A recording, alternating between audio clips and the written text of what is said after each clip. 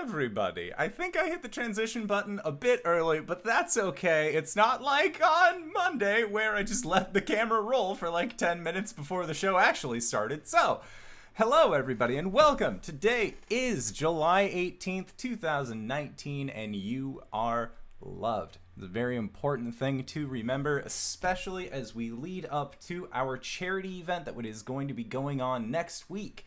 In 9 days from now, on July 27th, we are going to be having a mental health charity stream with all of our proceeds going to the Trevor Project, as well as TakeThis.org. And for every new follower that we get on the channel from now until the end of the 27th, I am going to be donating $1 in your name to the Tiny Changes organization, as I think that all of those places are worthy causes, and I couldn't make up my mind as to which one I wanted to support. So instead, fuck it, we're doing all three, because I don't know how to spin less than 3 plates. Speaking of 3 cool things that you could win, we have 3 different miniature Elderwood hex chests that all have various patterns. There's one that has a dragon, there's one that has arcane symbols on it, which looks super neat, and then we also have one that is a hourglass. So if any of those are interesting to you, stop by on the charity stream. You could possibly win them. Or before it is officially released in retail stores, you could possibly get yourself access to the Mighty 9 miniature set from the Critical Role Minis campaign that came out, as well as all 4 Pumat Souls that were included as Kickstarter exclusive minis. So all of that is going to be eligible for giveaways on the day that we do that. And if you've liked Ghosts of Saltmarsh so far, you're in luck. Our dear friend Daddy Warbucks has actually offered up a copy of Ghosts of Saltmarsh on Roll20 to give away as also donation things. So we got a lot of really cool stuff to give away. I'm very excited to be able to get this underway. It's going to be 12 hours, 4 different game systems, but one continuous story about being able to help wherever we can. And with that, that's all for my charity bits. As far as merch goes, because of my new setup, I don't have the fun merch cam anymore yet. So instead, you just get to look at this Corey poster that's right behind me, or possibly this t-shirt that I'm wearing for the Goreblast Stompfoot Gymnasium. We also have the Argent Tarlean Heart Meeting. We got t-shirts, we got crop tops, which I am going to be wearing at Gen Con. So if you spot the Indoor Adventurer wearing a crop top, hey, take a picture, because it's only going to happen this once, at least for now. Who knows? Maybe that's just my con thing, is having a very, very breathable tummy section.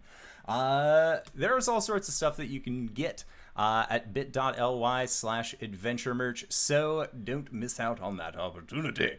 Other things. You can help support the channel by going to patreon.com/indooradventures. We have an after show that we do after the show. So if you really enjoy this game, consider going to patreon.com/indooradventures and getting fun listens in on our after shows, because I greatly enjoy doing them. And I also enjoy re-listening to them, because sometimes players let me know about things for their characters that I can then implement later in the game. They won't even know it happened at the time, but I'll know. So with that, Dingo, who are you playing tonight? I'm Dingo. I use she, her, and I am playing Hish Sunguard, the half-orc fighter, who uses he, him pronouns. All right, and Reeves, who are you playing? Hi, I'm Reeves, or Keanu. I use he, him, and I am playing Ulman Dark/Ham, who use he, him, or they, them. All right, and Cyber, who are you playing? Hi, I'm Cyber. I play Albus, the Clashter Bard. Both of us use he, him. All right, and KyleWithAnN. Hi, I'm KyleWithAnN. I am playing Jilfa'en, who is a half-elf cleric of Umberlee, and we both use she, her. Excellent. I am the Indoor Adventurer. I use he, him, and tonight I shall be your Dungeon Master. So, a little recap from last week. Not only to help out all of you audiocast listeners and newcomers, but also for Dingo's sake, because absent for the last half. But that's fine. This is why we do recaps. So, at the start of the episode, you guys decided that you were going to have a nice quality dinner amongst all four of you and kind of figure out what to do about this lizard man problem after getting contracted by Acquisitions Incorporated. Ulman ended up switching from being an occultant to becoming your guys' obviator. Hish ended up taking up the hordersperson job and got a nice blue fanny pack of holding, which you made VR a hand to you in the most degrading way that you possibly could, but that is the rapport that you all have established with Acquisitions Incorporated. Then, during your wonderful dinner, Oceanus found out that Albus was secretly an enemy as old as time, known as an aboleth, and he did not know what to do. Hish was able to calm him down, but Oceanus still was feeling very trepidatious about the entire prospect of being on the same ship as Albus. Afterwards, Albus and Jill had a brief conversation where Albus revealed the desires of the aboleth, which is to prove the gods wrong, that the aboleth could totally be better gods than them. And Ulman ended up having a dream about one of the gods that Jill not necessarily wished would be overthrown, but wouldn't mind their disappearance. And Ulman, you and Ham ended up jumping off some rocks and then reforming later on the beach, having had this vision. The following day, you all ended up meeting your 4 new crew members, a dragonborn by the name of Neris, a half-elf named Tabitha Beestinger, a goblin by the name of Jeffrey, and a gnomish fellow by the name of Scramp. They have all volunteered and been very, very happily employed by Acquisitions Incorporated, and you all set off on Oliver's Triumph down the Sword Coast towards where you knew, or at least thought, where this Lizardman outpost would be. Eventually, you ended up reaching the spot as Albus, acting as your navigator, was able to point out one of the areas that he had seen on Omendron's map. And after rowing out to shore, you all managed to then begin a trudge through the woods, where you ended up coming to a creek that needed to be forged. And in doing so, Hish, your boot ended up slipping on the waves below, and you caused quite a loud sound, having rolled a 7 for your stealth check, where your other party members were able to be a little bit more lower profile. And the last thing that the 4 of you heard before we ended last week's session was, and then the bushes broke open, and I would like for you all to roll initiative as you watch as 2 undead flesh-covered creatures begin to crawl out, and as well as 4 skeletons seem to be making their way towards you as well. That's a 15 for Hish. Okie dokie. 18 for your girl. 20 for your fishman. Okay. 19 for your ham man. Come on. Slime man. Okay, so just to get this right, Albus had 20, Jill had 18, Ham had Ulman and Ham had 19, and Hish, you had 15? Mm-hmm. Okay, cool. Sounds good.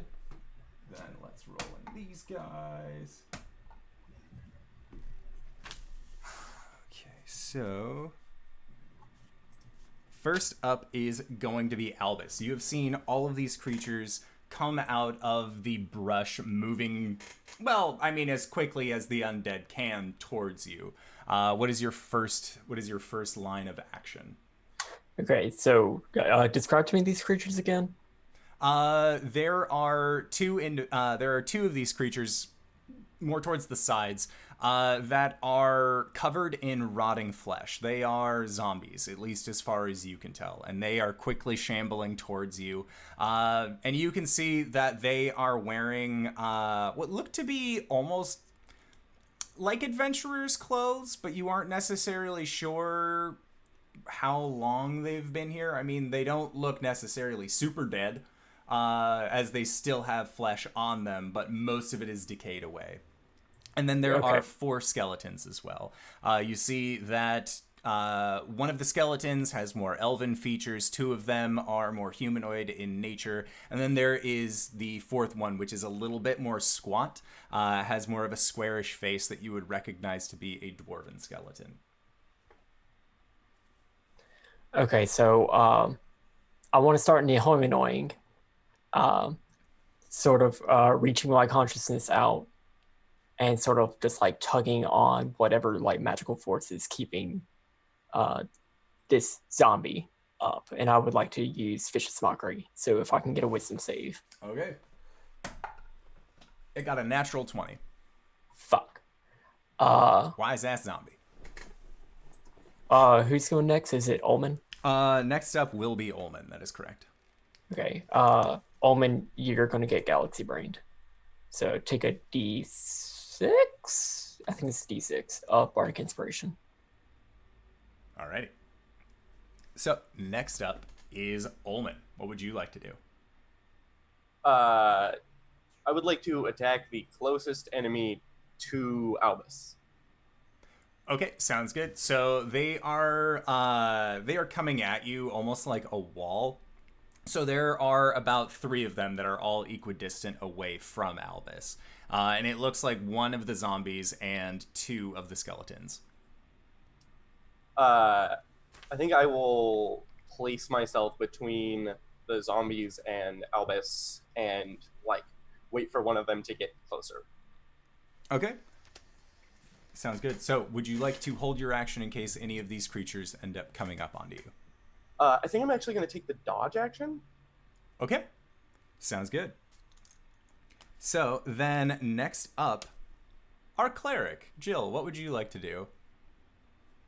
Well, I would like to do a very cleric-y thing here.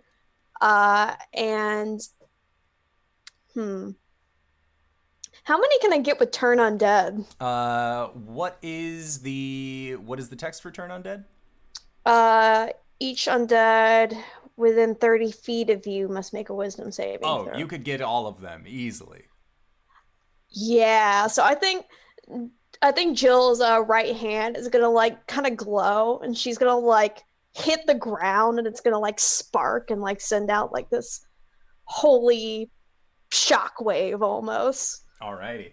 So, you punch down onto the ground because you guys were forging the river, and you're on this little bit of land in between both sides. As your glowing fist connects with the water, you watch as that electric ripple surges out, and all of the water within that 30-foot span begins to glow with that same vibrant electrical energy, and then rises up the legs of all of these zombies and skeletons that have found themselves trying to fight you guys, but 14 is the number you need to beat. okay. And 3 succeeded, 3 failed. So, one of the zombies and 2 of the skellies are going to, on their turns, then beat feet and try and escape this horrid place, this awful water that you have created. Okay. All right, that is my turn. All right. Sounds good. Next up are these skeletons, and you watch as 2 of them turn and begin quickly going as far away as they can from you. They are V-scared right now. But the 2 other skeletons are actually going to then come up, and one is going to try and lash out towards you, Ulman, as you've kind of placed yourself in the front of all of this. And it gets a 12 to hit. I'm assuming that does not hit you. And dodge gives you, I have bonus disadvantage when trying to hit you, correct? Yeah. All right. Yep, he rolled even worse for the disadvantage. So, no failure there. Then the next one is going to come up and is actually going to try and strike out against Jill. It does not like the fact that you have tried to make it afraid. It hasn't felt afraid in who knows how long, and you're trying to make it feel stuff? What a jerk. So it is going to get a 23 to hit. That'll do it. Yeah, and this is just with a short sword as it tries to bring it down upon you. And that is going to be for 7 points of piercing damage. You know what? I don't like this little bitch ass undead thing all up in my business. So I need to make a dex saving throw. Okay. A 3, because he has a negative to his dex. Well, so with that, like once old dude bro like kind of like scrapes across her chest, Jill's gonna like furrow her brow and like send out some like lightning energy and hit this dude with the wrath of the storm for 12 points of lightning damage. You completely blast this thing away. Its body is unable to maintain its form at the strength behind your lightning. Nice. Also, how much damage should I take again? Sorry. You took 7 points of piercing damage. Okay, cool. Thank you. No problem. So then next up is for the turn effect. Does it end if you take damage, or is it only if the creature takes damage? I think it's if the creature takes damage, but let me double check real quick. Let's see. It is turned for 1 minute or until it takes any damage. All right, got it. So yeah, those guys, if you leave them alone, they're just fucking gone. No worries about that at all. So then next up is going to be Hish, and there is a skeleton that has come up next to Ulman and Albus, and then there is still a zombie that is actually farther away that doesn't look like it was turned by Jill's divine channeling. Yeah, I think I'm gonna go for the skeleton in front of Ulman and Albus, and I think Hish is gonna run up and just like flying punch. I just want to punch the skeleton. Yeah. The 15 plus 7, I assume. Oh yeah, that'll hit. And it's just a flat 6 damage. Okay. Yeah, he takes a pretty good he takes a solid 6 out of that. He's still up. But definitely is looking injured. No, it'd be that much. So, do you have a bonus action that you would like to do? Because you do have an offhand attack if you would like.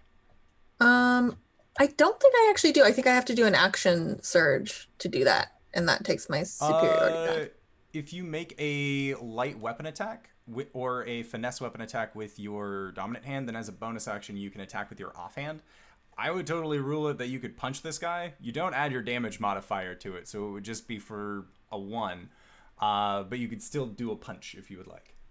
Yeah, I can do another punch. All right. 8 plus 7 math. That actually does hit.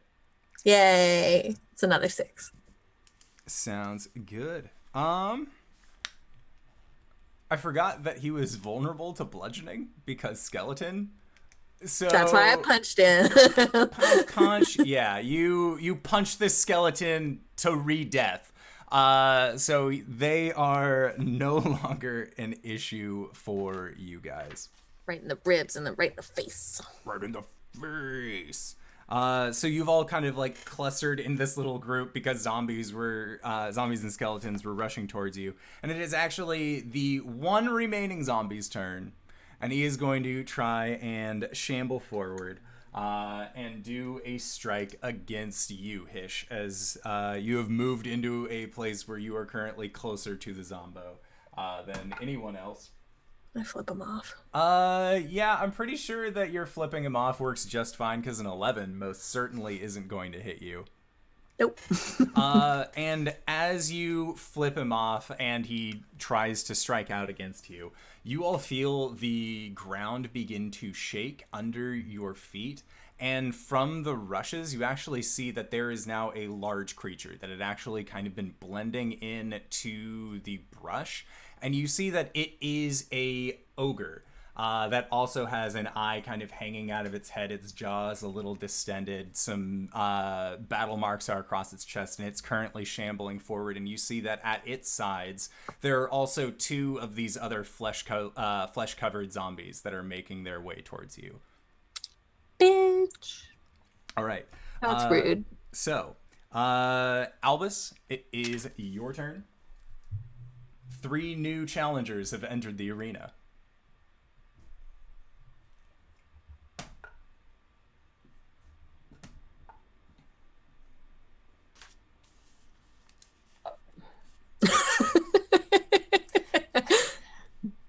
Excuse me at all of this. Same thing, viciously mock the big one. Okay.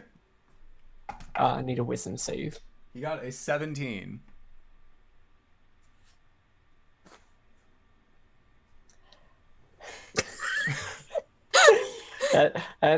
That's what I got. Shit. Kylan, what's your character's name? Take some bardic inspiration. That's me. Alrighty. Next up, Ulman. You've watched as these 3 other zombies have made their way out of the rushes towards you guys as you fight on this small island in the midst of the river. I'm sorry, I just saw that I have Bae as a name. Listen, it's how I remember. I'm gonna climb an ogre. I think Ulman, the skeleton went down, right?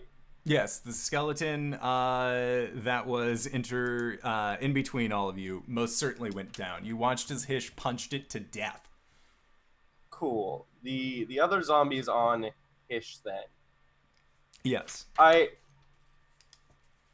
You see Ulman like look at the zombie right next to you and over at the other ones, and he's like, let's just go over there together. And he stabs the zombie right next to him. Okay. Make an attack roll. Does a this is with a morphic weapon, by the way. I make my bat again. Okay. So that's a 19 to hit. Oh yeah, that totally hits. And you were hitting the zombie that is also on Hish? Yeah. Okay, sounds good.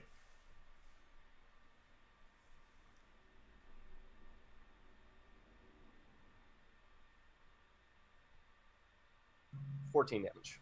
Okay. Yeah, this thing takes quite a bit of that 14 that you have dealt it. Does not seem to like that at all. If it's still up, I will smack it in the head again. Yeah, it's still up. I whiff hard. Okay. I think Ulman tries to get really fancy with it, and he like does a backspin before he smacks it, and just completely whiffs its head. I like it. So then next up is going to be Jill. Okay. Are there any left from the original wave? Yes, there is one zombie left from the original wave, and that is the one that you've watched Ulman smack in the face with his bat. Okay. I think Jill's going to pull out her hammer and come smack from the other side. Okay. Let's see. Hammer. Hold on. What is my... there we go. Okay, perfect. 15. Yeah, 15 will hit. Roll for damage. And that is going to be... Bam! 8 points of bludgeoning damage. All right, this guy goes down. As you bring your hammer into its side, you just hear this kind of crunching noise as its body kind of falls off to the side. So it is going to also fail its undead fortitude. So it just no longer with the strength to continue on its undying legacy.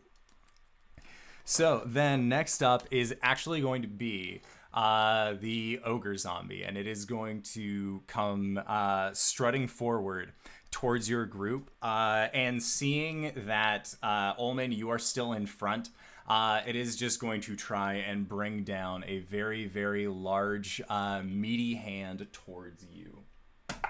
I'm going to impose disadvantage on him. Okay. Sounds good. So, a 9 does not hit you. Ulman's face just also appears on the back of his head. Yeah, gross. At the ogre.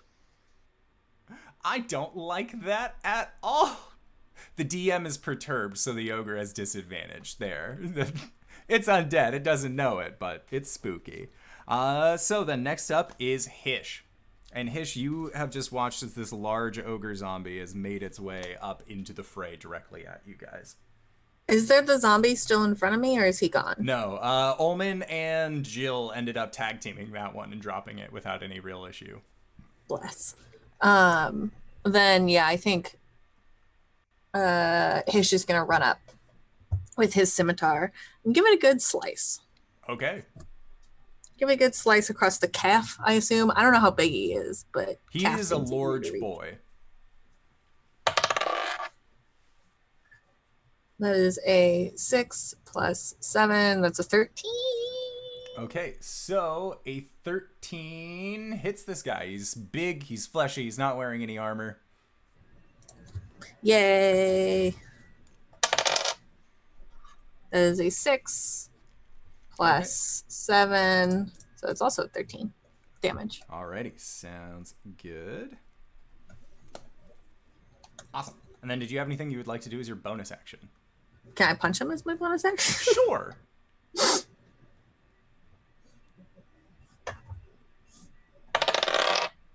Oh, that was a 10.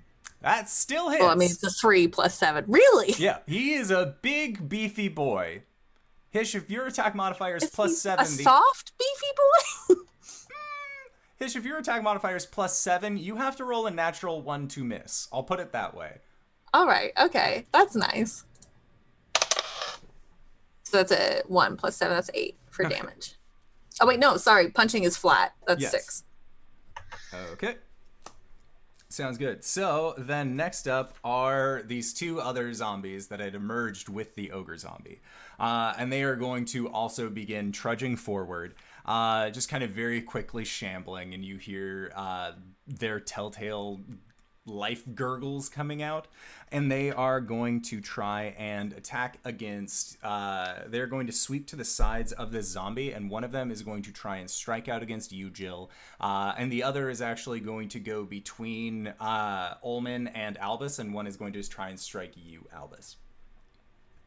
So for Hish, that is a 18 to hit. That hits. Okay. So, then that is going to be with his beefy hand for 5 points of bludgeoning damage. Okay. And then Albus, one is going to try and strike out against you, and that is a 14 to hit. That just hits. Okay. And it is going to deal 3 points of bludgeoning damage with its slam. Ah, I survived. All right.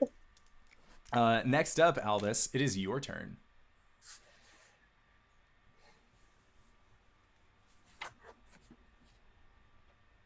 So I've got one right in front of me. Yes. Which creature is this? This is just a regular zombie. Zombie. Okay. Cool. Cool. Can I get it to make a strength save? Yes, you can. It did not do well. It got a 5. Okay. So what I'm doing is this spectral tentacle comes out from around my hand, and this like blue purpley lightning like blue green lightning is just like coming around it and just like pulling it closer to me. I've cast lightning lore, and I will now do 1d8 damage. That's an 8. Okay. 8 points of lightning damage. All Alrighty, sounds good. It is also now cursed by the sea, but that's something for next turn, if it's still alive. Okay, that sounds spooky, and I like it. Next up, Ulman. I'd like to whip around and start beating on this zombie who hit Albus. Nobody is allowed to reach my ward. That's the word I was looking for. Ward. Okay, make an attack roll. Pew, pew, pew, pew, natural 20. Whoa, that means you double all your sneak attack dice as well. Does Undead Fortitude work with crits? No, it does not. It automatically fails. Nice. Nice.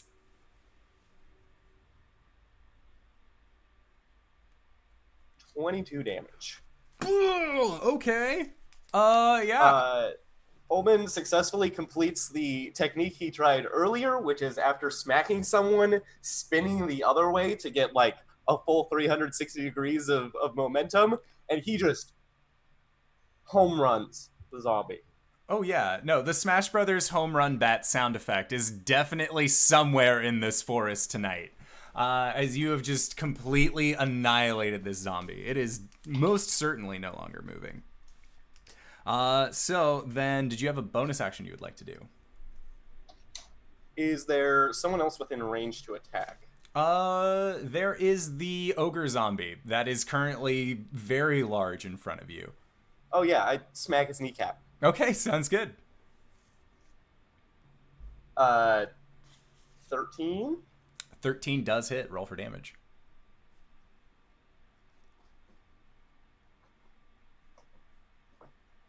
Uh, 12. Okay. Sounds good. It's like pinball. Wait, that doesn't exist yet. Alrighty, so then next up is Jill. Okay. I think Jill is going to summon a bolt of radiant energy and launch a guiding bolt into old ogre zombie dude. Okay. Give him the business.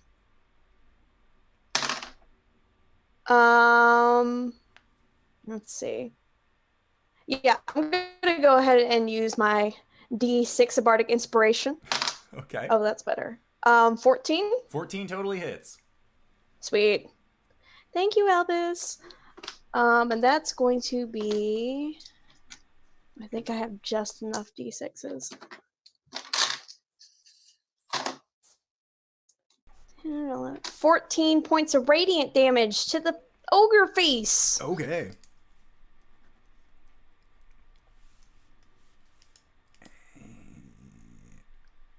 Yeah, it is... You can tell that there are bits and pieces of it now that are just beginning to slump off of itself. It doesn't look like it's really holding itself together as well as when you initially started combat with it, and now it is currently glowing. That same kind of seafoam bluish energy that your magic usually takes. So then next up is its turn. And it does not like the fact that you just sank a bunch of radiant energy into it. So it is actually going to bring down its giant meaty mitt towards you in an attempt to attack you. Wow, it's bad at this. That's an 11. So big meaty mitt misses. And then it is Hish's turn. I would like to climb the ogre. Okay. Make a athletics check. You got it. Sir, get down from there. That's a display. These are Wendy's. Is a 12 plus 7. Okay. Yeah, it can't really stop you from getting on top of it. And I'll say that climbing the ogre will be considered difficult terrain. So to climb all the way up to the top, that'd be about 20 feet of your movement, but you were right on this guy. So really, no issue getting up there. Yeah. Um, and then I would like to use my scimitar to slice him or stab him in some way, which I will determine after I roll. All right, slice and or dice. You have advantage I do? Yep, because because of of the guiding bolt. Hell yeah. So it's broken Guide clerics. you. Well, that's a critical failure. Do I still get advantage if I Yes. roll a 1? Yep. Okay, God. That is a 9 plus 7, that's 16. Yep, totally hit. Yay.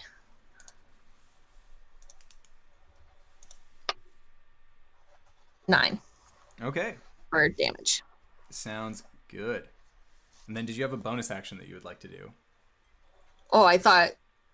Oh, I guess the climbing is my movement. Then yeah, I'll take a punch at him. Okay. Just clock him. But I'd on like to real punch good. into his ear. Oh, gross. Okay.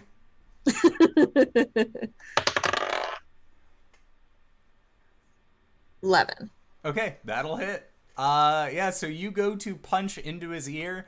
He is a zombie. His bones are very soft after having existed in the bog that is the Mire of Dead Men for you're not really sure, however. So your fist goes into the side and you feel it go into just these old jellied ogre brains. Oh, yuck. Mm, Pull some out. yeah, that's real gross. And you hear it just like it's still able to function. It's very upset. You just scrambled his brain. Yep. That's dinner, boys. Icky. All right. Then next up is the one remaining zombie. That was on you. That was on you, Hish. But seeing as how you had gone off onto the ogre zombie, and I forgot to make an attack of opportunity, it is going to look over towards Jill, who is casting these radiant bolts of energy, and it is going to try and bear down with some claws.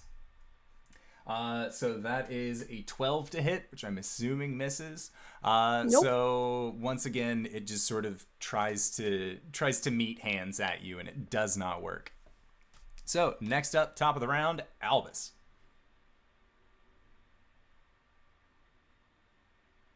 Is it just the big guy left?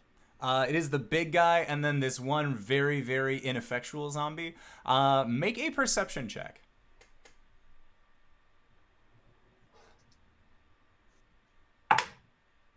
21. Okay, with your 21, as you're fighting, you see that the ogre has on its back Hish and is trying to fight, and it's sort of stomping around a little bit. But you are seeing these ripples in the still waters of pool that are next to you that look like they are coming much more at much more regular intervals. Almost like they are paced in some way that don't seem to be going at the same timbre that the ogre's steps are going. It seems like something else is coming. And kind of listening past the sound of the rushing water, you can hear that there are trees that are breaking apart. You can hear that there are these heavier footfalls that are coming towards your direction.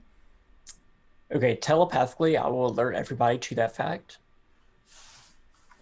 But for now, how far is Big Guy Big guy is maybe 10 feet away from you. from me? Okay. What about everybody else? Ulman is 5 feet away from you. Jill is 5 feet away from you. And Hish is currently 10 feet away, but that is because they have climbed onto the back of the ogre, who is also 10 feet away from you.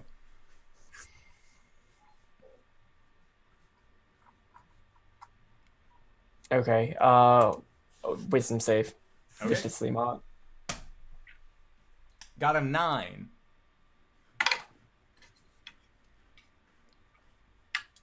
One point of psychic damage, Okay. but its next attack has disadvantage. Okay. Sounds good. So, Ulman, you have been alerted to the fact that something big is coming your way. It is your turn. What would you like to do?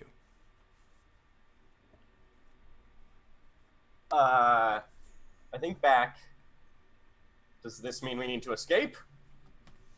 And then I look up at Hish and I yell, "Damn, that was my plan!" And then I just keep smacking the ogre's knees aggressively. Okay, make your attack roll. Get on up here. There's room for two.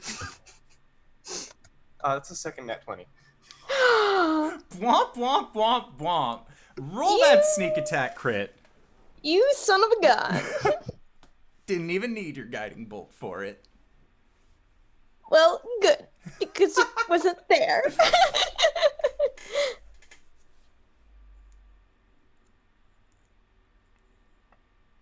That's 22 knee damage.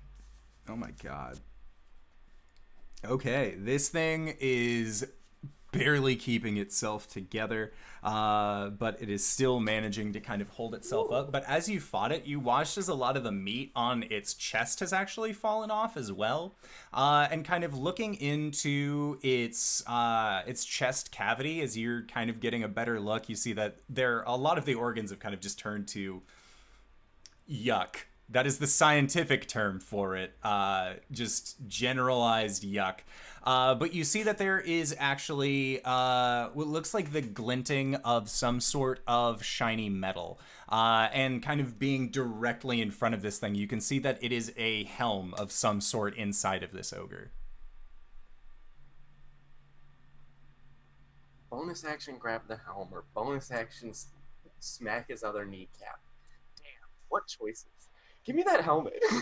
Okay, make a sleight of hand check.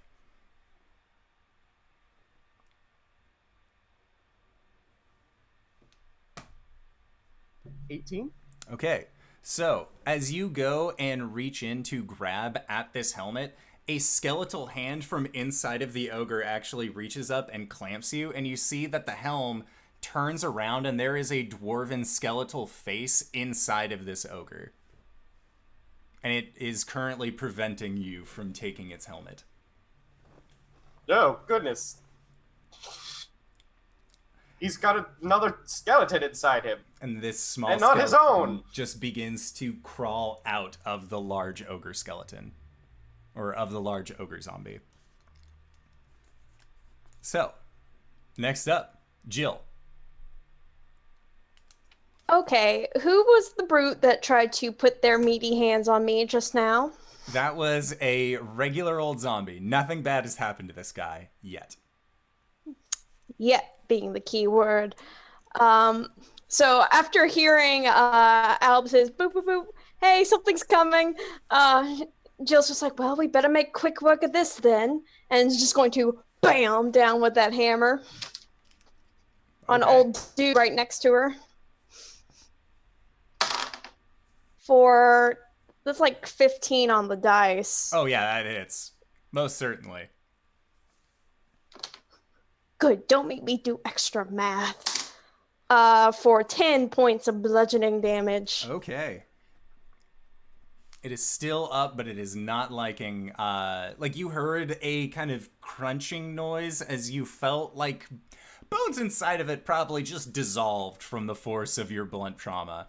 But it is still holding itself together, albeit much more, in a much more difficult way at this point. Next up is going to be this large ogre, which has disadvantage on his attack because of Albus. And it is going to try and fight out against the creature that just punched its brain, quite literally.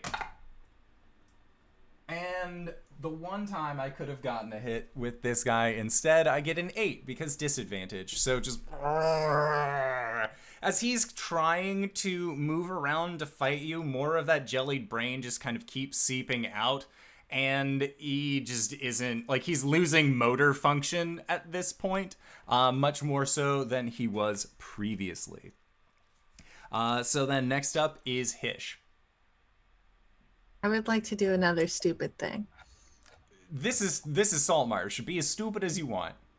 I'd like to take my rope and see if I can perhaps wrap it around him and then swing. I don't know how big he is, so I don't know if this is necessary.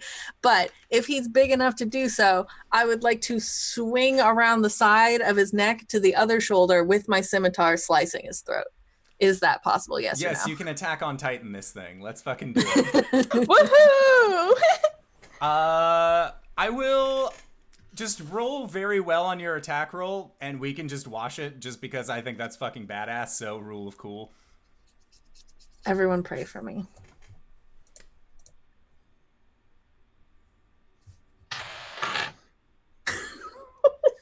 That's a 9. So you loop the rope around and you do your spin, but rather than hopping back up on the other side of his neck where you thought, you more of just kind of go towards the center of his back. You're still on him, and you still were able to swing around and do a stab, but it was not as gallivanting as you thought that it was going to be. I overshot it. It's one of those, like, it would have worked out so much better in my head if the enemy had just cooperated, but he's kind of like shifting around because you're trying to do a bunch of stuff to him. He's doing the bad shimmies right now, but you're still able to do your attack. So roll for damage. Yay. 11 damage. Okay, so then let's see here. It needs to make a Constitution save, as the damage that you actually deal to it, as well as you're leaning in with this rope, is enough to start bringing it down.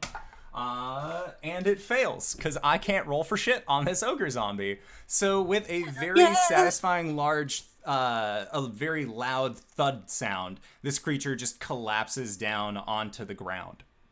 No longer moving. So there is one zombie left, the skeleton that was inside of the ogre that had the helm on it, and whatever it is that is making the more thunderous pool rippling creation noise is making its way towards you as well. So next up is going to be the one zombie that's still there. He is going to try and strike out against you, Jill. With a natural one, you popped him pretty good with your warhammer, so he's having a difficult time trying to strike against you. And the side of this ogre zombie, as it's laying on the ground, you see pointed little fingers begin crawling out from inside of it as it pulls itself out and stands up, and you see that it is wearing this rather nice looking helm that seems to have a lot of marine themes along the side of it. It seems like it was stylized, and the metal doesn't seem tarnished at all, which is very weird. You haven't necessarily seen something in this state from inside of a creature before. You're guessing that it might be magical in nature of some sort. And you also see that this individual has what looks to be on his belt, as he's wearing the gear of an adventurer, is a pretty sizable looking coin purse that he keeps at his side as well. And this skeleton is going to try and strike out against you, Ulman, as you try to take its helm from him. Can't roll for shit, and that's just going to keep going for the rest of the evening. I'm assuming a 13 does not hit you. Negatory Ghost Rider. All right, sounds good. And it is as these two undead are fighting against you, that is when the four of you see the trees nearest you on the other side of the river actually break open.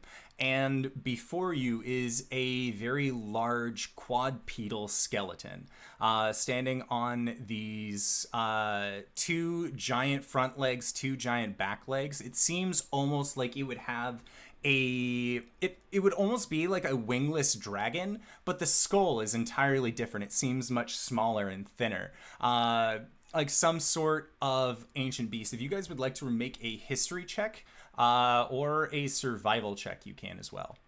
Can I roll nature? I will say nature. I'll do survival. I got 15 on survival.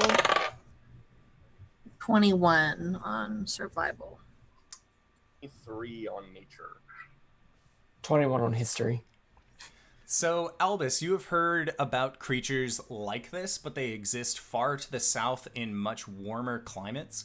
And you would know these creatures to be categorized typically as dinosaurs. However, the rest of you three, being from the Sword Coast and having just sort of adventured around, as well as hearing the tales of various clans of the Uthgardt barbarians, you would know that these creatures actually worship what is known, or these barbarians, at least some clans of them, would worship what they believe to be called thunder beasts. And it seems like this is just the remnant of one of those that seems to have survived in the mire for quite a long time. And this creature is huge, but you see that it is not covered in the same kind of meat that the ogre was. It is mostly just very old looking bones at this point, and it is again making its way towards the lot of you. Albus, what would you like to do as you see this creature looming over the river now, coming towards you, and you still have the skeleton with the fancy looking hat, as well as the zombie that Jill has been aggressing upon? The skeleton's still like trying to make its way out of the ogre, right? It was able to successfully climb out of the ogre, and because it was so close to Ulman, it tried swiping out against him, but was unsuccessful. Cool. I'm gonna lightning lure it closer to me. So I need to make a strength save. Okay. 19. Nothing happens. Okay. Sounds good. You were trying to pull an enemy closer to you? With my highest damage dealing cantrip, yes. But with the risks involved. But think of the You know reward. what? I don't like the stats that I'm getting. I'm just concerned for your well-being at all times. Hish, take some galaxy brain. You got it. You make my job easy. Okay. So then next up is Ulman. And Ulman, you see this large skeletal creature looming in front of you, as well as the skeleton wearing the fancier helm and coin pouch directly in front of you, and this zombie that has been beaten mostly senseless.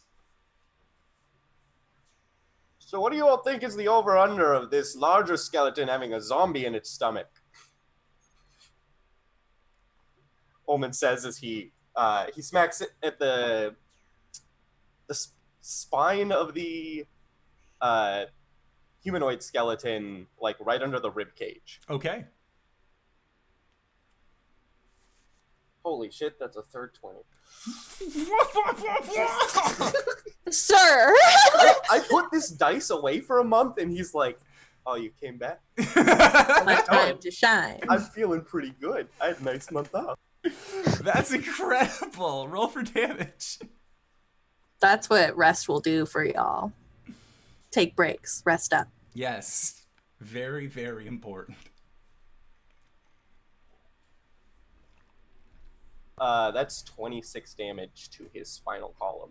Yeah, it shatters exactly the way that you thought it was going to play out. This skeleton is vulnerable to bludgeoning damage, so your baseball bat just is gone. This creature's gone. Like, it's powder, helmet, bag of coins sitting right next to it. And you can see that the coin bag has actually opened up a little bit, and looking inside, you see the shiniest, prettiest coins that you think that you've ever laid eyes upon. They have a little bit of a almost like a lavender tone to them on top of a regular silver quality, and you think these might be platinum. That's some pretty coin. Other issues though, and I like shift myself towards the other skeleton. Is it in range for me to? The other large skeleton, since you haven't moved pretty much this entire combat since it started, you can easily get up towards it. Or were you meaning the zombie that Jill is fighting? Is the zombie in reach? Not within reach. You would still have to take a 5-foot step to be able to strike out against it. I don't have the actions for that. So I think instead I just will move. Oh, wait, I do have a move. Never mind. Yeah. I forget that exists. Yeah, I move and I use my bonus action to smack the zombie. Okay. Does a 21 hit? Oh, yeah. That'll hit. 17 damage. Okay. And that is... Wait, how do you get 17? Because you don't have 10 sneak plus attack or a 3. modifier, because you only get sneak Oh, attack once. you're right. I'm dumb. Yep. 3. Okay. That was the number I was like, okay, 17 seems high, but 3, still good. It is still standing. It is looking very upset, but it is still capable of movement. Next up, Jill. And Jill, you see that there is this large thunder beast skeleton kind of making its way towards you, as well as this zombie that you and Ulman are now currently fighting together. Oh, by the goddess. Okay, well, let's just see if we can get out of this situation. She's saying as she smacks the zombie, for what I believe is 11? Yeah, that'll hit. Okay. For 8 points of bludgeoning damage. Okay. That is actually all that you needed to bring this zombie down as well. And you just managed to drop it without any real issue. You did 8 though, so... As you strike against it and you hear the crunching sound of its bones, you actually watch as it straightens itself back up and then and then just sort of looks at you with this undying gaze. Not this again. And it Not currently this drops to again. 1 hit point instead. So then next up is going to be Hish. Is everything or no? Yeah, Hish, because everything else is below. Am I close to the skeleton that's in, or not the skeleton, the zombie that's in front of Jill? Oh yeah, I would like to punch it. do it. 10? Does a 10 hit it? 10 does hit. Yay, you definitely 6 do damage. More than enough to punch it together. And then it succeeds again, as it only had a DC 6 to maintain itself. So after you Can I use my bonus action to punch it again? Yes, you can.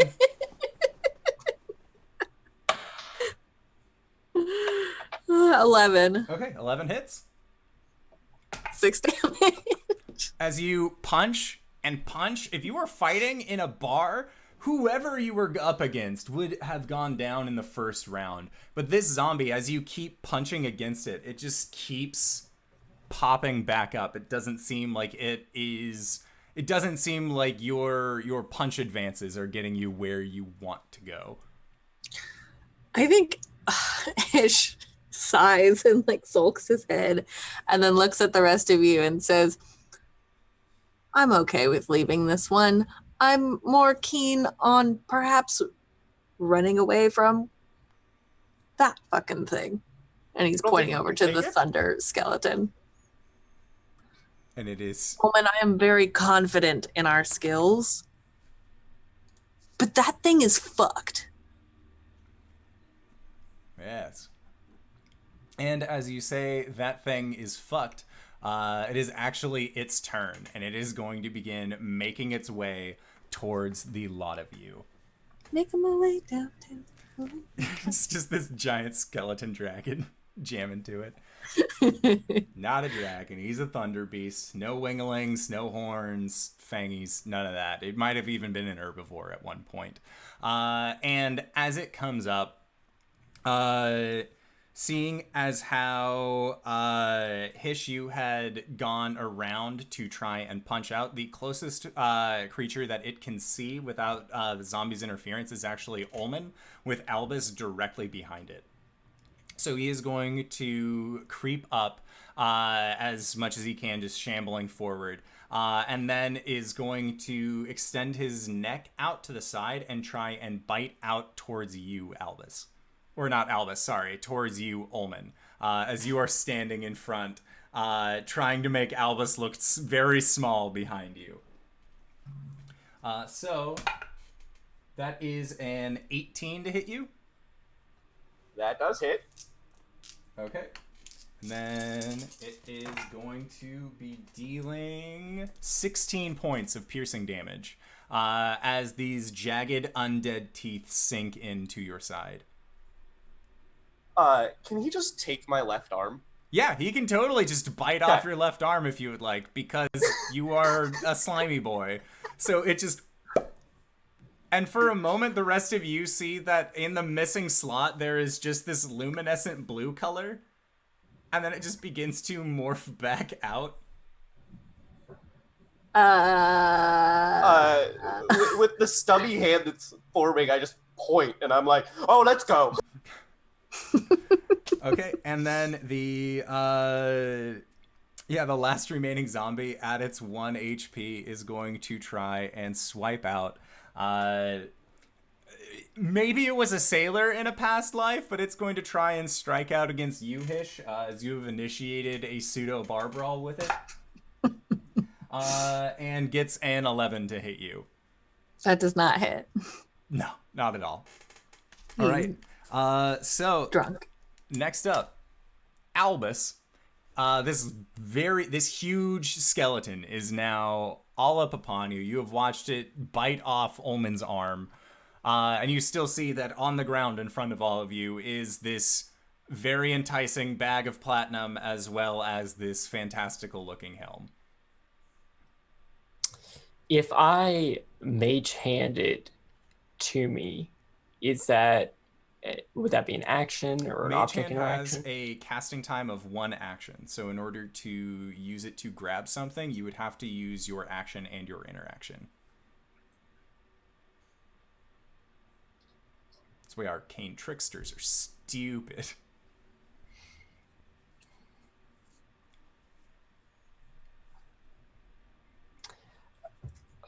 Okay.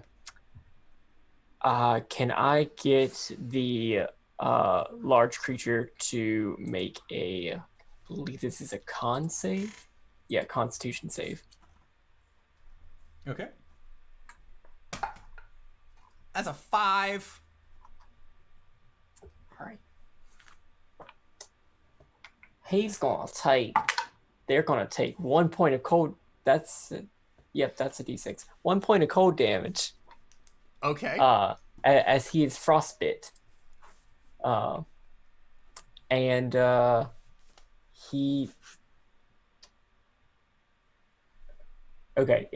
gets disadvantage on the next weapon attack. But I would like to pull Ulman and get us both out there, but I don't know if I could force him to use movement. You would have to move grapple anyway, him. so flavor-wise... Yeah, okay. Flavor-wise, you were just like... I would like to move. I would like to remove myself from this situation. This is a bad time. Okay, sounds good. So then next up is Ulman. What would you like to do? I would like to use... it's just an action to grab something, right? It is an interaction. You don't have to use your actual action to do it at all. So can I grab the helmet and coin it first? If you had 2 arms, I would say that you would be able to do it, but currently you have the tiny hand that's growing out.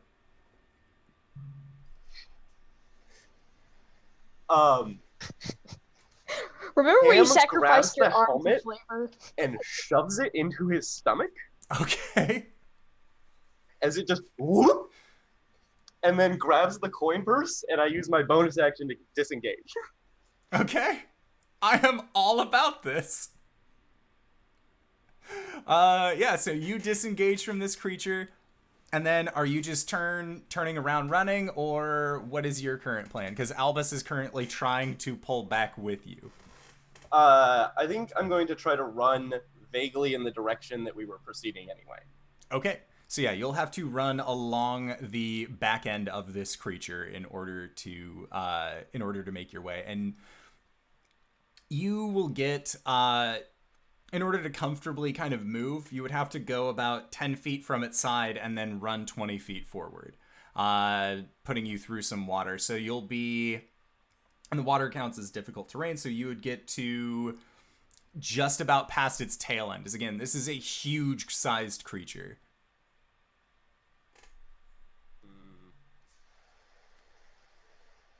Which direction are you?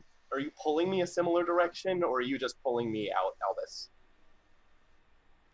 I was just sort of like I was gonna go in the direction that we were headed.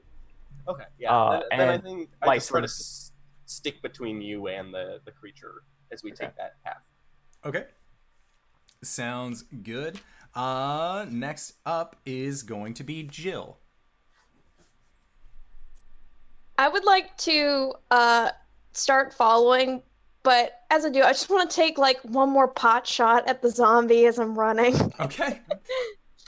Maybe see if I could take it out. Just, it's making me angry. Yeah, that's like a 17 on the No. dice. Why won't you die? 5 points of damage. Yeah, you crack into it with your hammer and you watch as it staggers and then just pops right back to where it was. I'm still running. And as you try and run, it is going to try and make an attack of opportunity against you. For 14. So once more, these very, very limp hands as you make your way away from this creature. Hish, it is your turn. You are right next to this large bitey dino boy. I would like to take the zombie man, and I would like to yeet him past the skeleton, hopefully capturing his attention, and then I would like to run. Make a grapple check. I don't know what that uses. I've That'll never be- done that That'll before. be your athletics versus this creature's athletics or acrobatics. It's going to try and athletics this. That is a 13 plus 7. That is a 20. Oh yeah, so you managed to grab onto this guy. Make another athletics check to just bum rush this zombie away from the skeleton to try and get him to chase it. That is an 18 plus 7. Oh yeah. You managed to throw this zombie I'd say a good like 20 feet. Just nope. And it just sails for quite some time. And then you hear it just sort of thud on the other side of the river. Roll a d6 and add your strength modifier. That's a 1. So 6. Okay. You hear it's still moving. It is just... You motherfucker. It just does not seem to want to go down from any of That's this. fine. That's fine. Yeah, I'd like to run away with my friends. Okay. So make a... Okay, so as you try and run away, you've thrown the zombie. But this large skeleton doesn't necessarily seem dissuaded by this at all. It seems like he That's is fine. more... It's more trying to chase after the scent of the living than it is just general movement.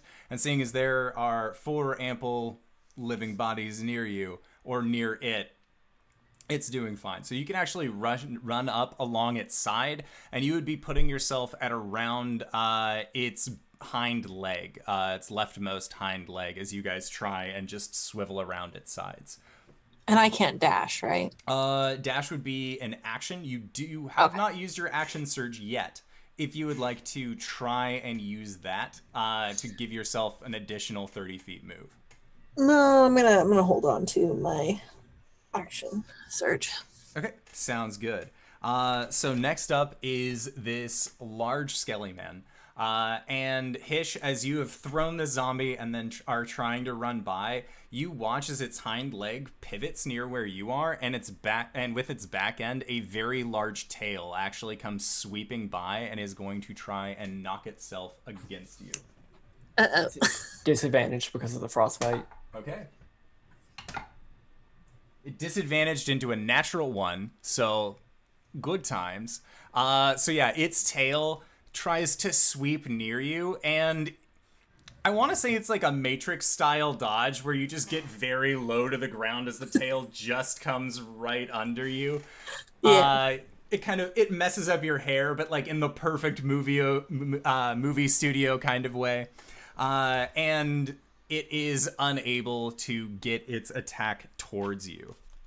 So then next up, Albus, it is your turn. And you and Ulman are far enough away that this creature won't be able to attack you as you continue to run, should you so choose.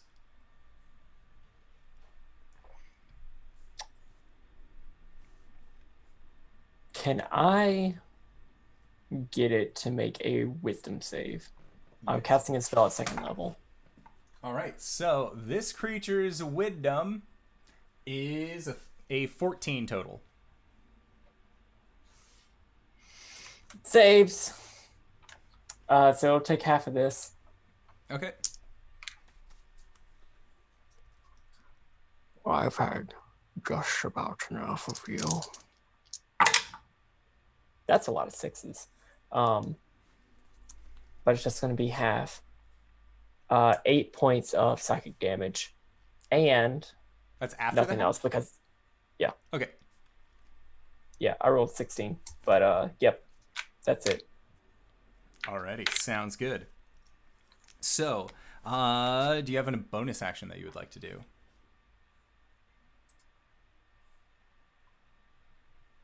No. Sounds good. Then next up, Ulman.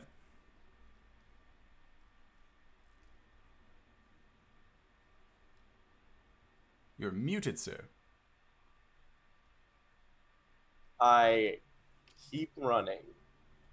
If Albus is not running, I hoist him over my shoulder. Yes, sorry. I thought that I was running. Yes. I thought that was very obvious. I assumed you guys are now in current default state. Get the fuck out of Dodge. So everyone is, if you don't tell me otherwise, is just hoofing it. Ulman, if you would like to if you'd like to use your action to initiate a grapple check, Albus, you can choose to fail the grapple check if you would like for Ulman to hoist you onto his shoulder. And Albus, how much do you weigh? Did I ever write that down? He's got to be like 200. Okay. So, Ulman, can you check your carry capacity for me? And you can do that by you can do that by clicking on your strength score, and it should tell you your carrying capacity on 150. D Beyond. How much? 150. Okay, so you will be moving at half speed if you were to pick up Ulman, or if you were to pick up Albus, and get him on the shoulder while trying to escape this thing.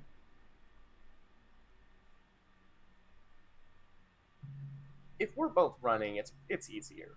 So I think we move faster. That was only there wasn't an explicit movement stated, and I wanted to make sure there was progress there. So am I in range to pot shot this boy with my bat? Not from arm's reach, but you could throw it. Oh yeah, great. This is a morphic weapon. I don't need it. I'm gonna yeet the weapon back at his head. Okay. Since I only have my one hand, I don't really care if I hit for this. Mostly I want to use my bonus action to drink my health potion Okay. as we're running. Sounds good. Make an attack roll. 14? 14 hits. Or actually, sorry, 14 just misses. So yeah, and then bonus action health potion. Yeah, and that's 2d4. 2d4 plus 2. Alrighty, sounds good. Next up, Jill. You managed to just like run along the side of this thing very easily. You were at no risk. You saw Hish was running up closer to the actual bones of this creature, though, as to avoid getting a attack of opportunity at the time. Okay. She's going to keep running and she's gonna be like, Hish, you might want to consider getting out of there. And as she does so, with the other hand, she's gonna like whip under and cast another guiding bolt in its Nice. direction. Just at first level. Okay. Ooh, so close to being a 20, but instead it is a 19 plus 6. Totally hits. Okay. Roll for damage, and any attack against it now has advantage next turn, or until the beginning of Jill's next turn. Okay, not bad, not bad. 13 points of radiant damage. Okay, so it's looking pretty injured from that, actually. Like, it definitely doesn't have a lot of the meaty bits to hold on to its form like the ogre and the other zombies did. So the attacks that you guys have actually landed on it have done a pretty good number. So then, did you have a bonus action you would like to do? No, I'm good. Okay, Hish, it is your turn. There is now this huge-sized skeleton of a thunder beast that is glowing from Jill's radiant energy that she shot out at it. I think since I'm beside it, as I'm running to get away from it, I'd like to take a shot at it with my scimitar. Okay, you will have advantage. Yay! That is a 9. That is an 18 plus 7. Oh yeah, that hits.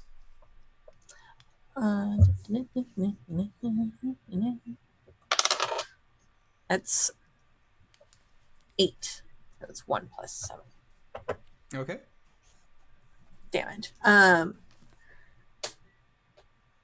yeah, I would just like to book it. Can I also make a perception check for like our best, to see if I can see like our best route like away from this creature? I will say perception or survival. I would rather do perception. Okay. Natural 20. Okay. Yeah, so looking out, you see that behind this creature, its large form had actually left a pretty sizable trail from where it was running that, you know, all of the trees have been pushed out and all of the brush has kind of been ducked out of the way. The only problem with following this creature's trail that you immediately know is that if any of the trees have fallen, their root systems are going to be actually plugged up or pulled up from the ground, and it's going to be a lot more difficult to try and rush through. Your best bet is, in this moment, as you look, you see the original game trails that you had been following. And you're pretty sure that if you just follow those, you'll get to where you need to get to, as well as possibly create a much more difficult method for this creature to try and turn around and then follow you, if at all. Okay, is that the current direction that we're all sort of that heading? you were all sprinting in anyways, but it's more of like you're able to point off to the right and re-identify where your trail was, because right now your guys' focus has been the biggin. While you are currently fighting it. Yeah. It is going to be taking a attack of opportunity against you as you continue to run. As its tail had swung forward and missed, it is now going to attempt to get you on the back end. Yay! And that is a 23 to hit. Yep. All right, and I need you to make a strength saving throw for me.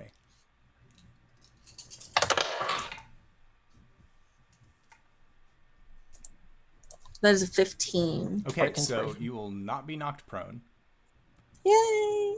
How much damage do I take? You're going to be taking 20 points of bludgeoning damage. Fuck. I'm still up. Okay. So yeah, it knocks you with your tail and actually pushes you forward a little bit. Then off to the side, you see that one zombie that you had thrown is steadily standing back up and turning towards you and begins steadily shambling, but you have a pretty good pace on him now. Next up, Albus. You have just seen Hish take a mighty blow at the backswing of this tail, and then shouted out, "They're fine," as you guys are all continuing to run. So is your current plan just to continue hoofing it? Con save, please. Okay. I'm gonna try to frostbite it again. All right. It fails. Feel free to frost. For 1 point of frost damage, Okay.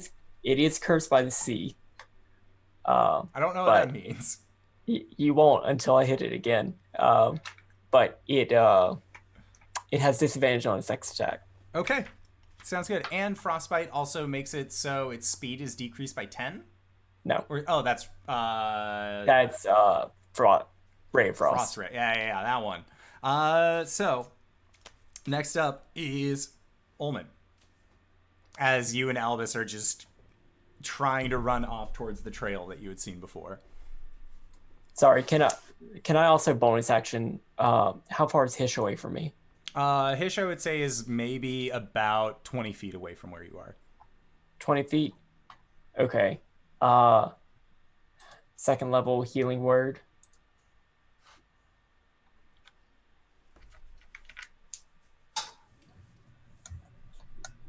Heal 10 points, Hish. Thank you. So, some of your where you're bleeding gets covered in like chapstick, and you're fine. It's not horrible at all. Okay. Hish, make a history check real quick. Okay. Well, what's my history modifier? It's nothing. That's a 10. Okay. It was a pretty horrifying moment yesterday. So it's very difficult for you to forget, but as you were looking at this chapstick-like substance that is healing your wounds, this looks like that same kind of petroleum jelly that you saw on the wizard who had jumped off the rocks. Great. I feel good. My soul just left my body because a fucking, bone dragon spanked me, and now there's goo all over me. I feel great. I feel good.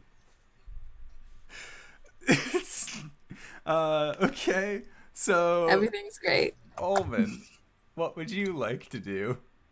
Gonna yeet another light hammer behind me and keep on running. Okay.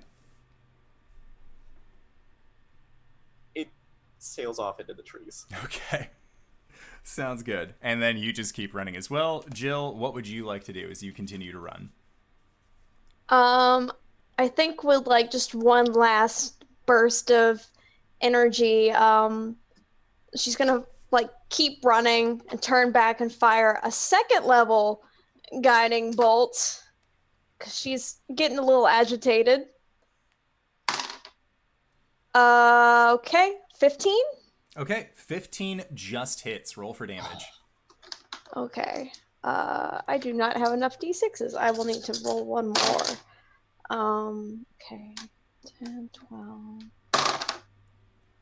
18 points of radiant damage. Oh, shit. Okay.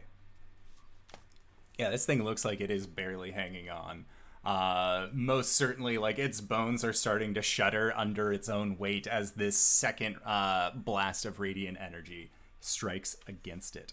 And it's a glowy boy. It's a big old glowy boy. Hish, what would you like to do? Unless, Jill, you had any bonus action. That's it for me. I'm just running. Okay. Sounds good. So it is going to be trying to turn around to then come after the lot of you, but it is slower than you guys are. So, Albus, if you would like, you, both you, Ulman, and anybody else who has a ranged attack can get one more round of ranged attacks off before you completely outpace this creature. Yes. Can it make another con save? Yes, it can. That is a 13. That just makes it. I thought I yours hate was a it. 14. Listen, my stats aren't that good. I'm sorry. So yeah, he just makes it. And then, Ulman, what would you like to do? I eat another hammer, Okay. and It You has have advantage. oh, cool. I don't need to roll advantage. Is it?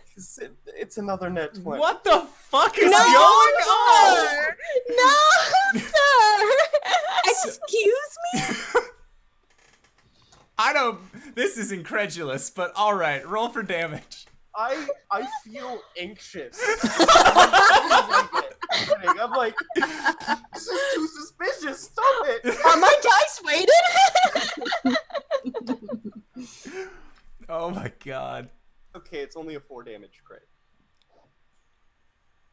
Okay.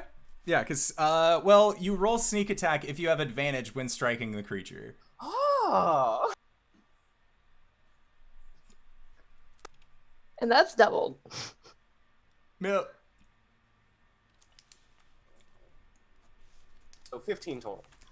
So, because you've been throwing hammers and this thing has vulnerability to bludgeoning damage, what does it look like when you fucking sail this final bat towards this creature?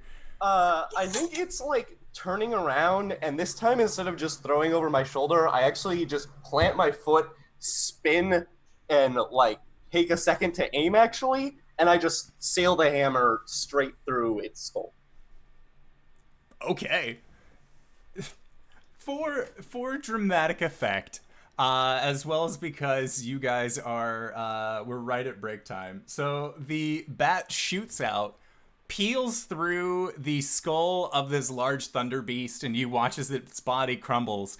And you watch as the bat continues to sail forward, and that zombie that had been standing up trying to then chase out, you watch as that bat just sinks into this creature, and it just looks down, and its arms slump a little bit deflated as it also then falls down onto the ground, no longer moving. Our mortal foe has been defeated. So, Zombie number 5. Get out of here, boy. with all of the zombies and all of the skeletons thus defeated, this is where we are going to go into our break. So I would like to say thank you to everybody who has decided to stick with us so far. Thank you to these incredible players, and we are going to try and be back in 5 to 10 minutes. So don't go no place unless it is to grab a food, grab a drink, grab a friend, or possibly go to bit.ly/adventuremerch. Pick yourself up something nice. And until then, we'll see you guys pretty soon. All right, everybody. Bye-bye. I can just push the button now, and we transfer. Hello, everybody, and welcome back. We are here once again with our group of salty bays. So, welcome. You guys have just defeated a group of 4 skeletons, 4 zombies, an ogre zombie, as well as the skeletal remains of a thunder beast.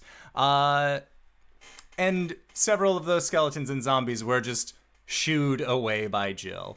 But you guys did manage to defeat a quite a sizable number of creatures. You have been running through the jungle, or at least the mire, for a little bit, but luckily you were able to have a bit of a lull point, if you guys would like, as again, all major threats have currently been dealt with. I think perhaps maybe just a brief rest to collect our bearings. Yep. That was Excellent. not expected. I'm just gonna sit on a log. Yeah, So- Hish just lays on the ground. Okay. While everybody is just like gathering ourselves, I'm gonna use Song of Rest. If you're gonna use any hit dice, take an extra d6. Yay. Where do I see my hit dice? Real So quick. if you go to take a short rest, at the very top of the page. Oh. Yeah, it's all there for you. I rolled lowest and therefore had to spend another one and rolled max. And don't forget that you add your Constitution modifier for every dice that you roll. And that extra d6. Yeah. How do I see what it?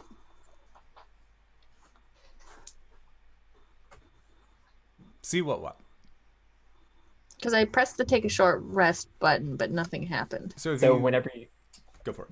Whenever you take a short rest, a sidebar should pop out that has your hit die for each of your classes, and it should tell you like, I'm a bard, so I have 1d8 minus 1 because I have a negative constitution, and I have 2 of those. Okay. And then you can. Then you have to like manually roll the. Oh, okay, roll the hit okay. die. Okay. You actually lose hit points on a short rest? From negative con? You get at least 1. Okay. Sleeping exhausts me. Ouch.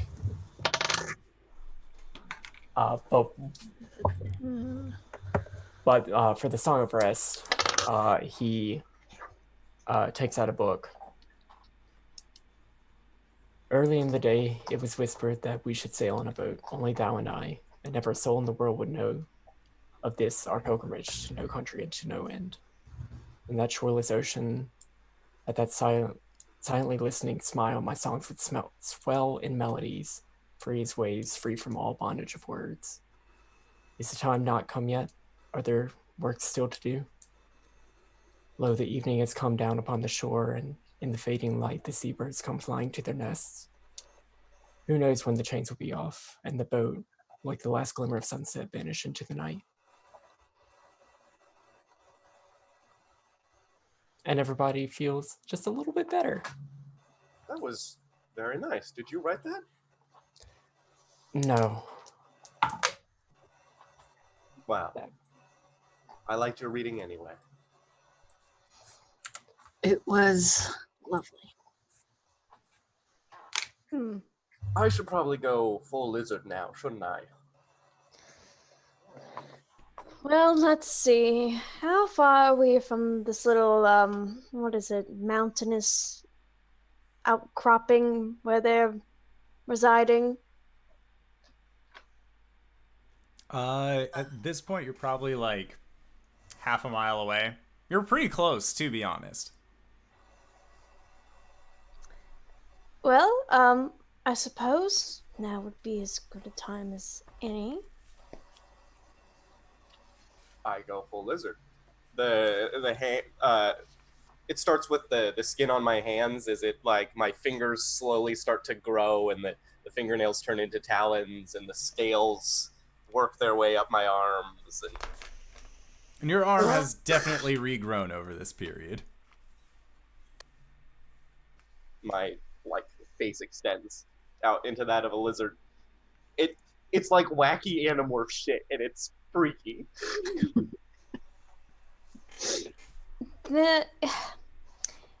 It doesn't get any less disconcerting.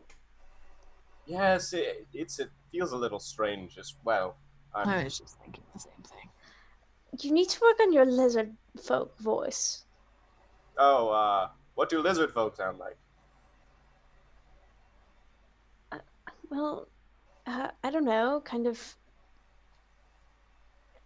raspy. Yes, lizardy is a good descriptor. He rubs his throat a couple of times. How does this sound? Great! I think we got it. It works. Most excellent. Let us proceed. Albus, hang back with me, will you, while we walk? Sure. After Jill and Ulman get, just some paces ahead, Albus is gonna lean over and not Albus, God.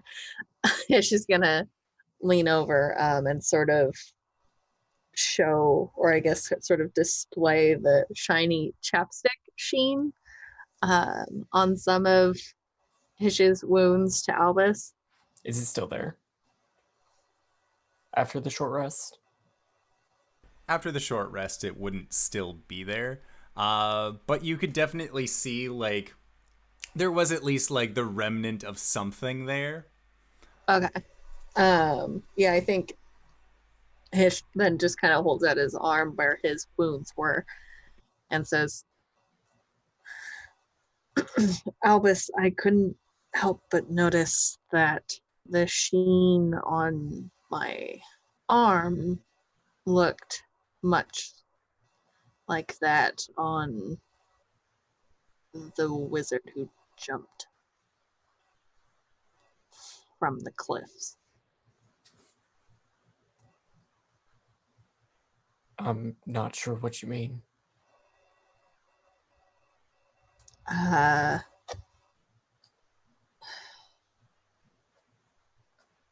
mean, he was covered in this, like, oily petroleum sheen. And I noticed midway through our fight that I also started to get that sheen. Does that have anything to do with you?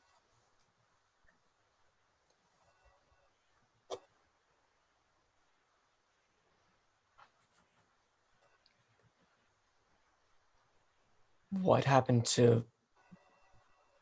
Is his name Kellen?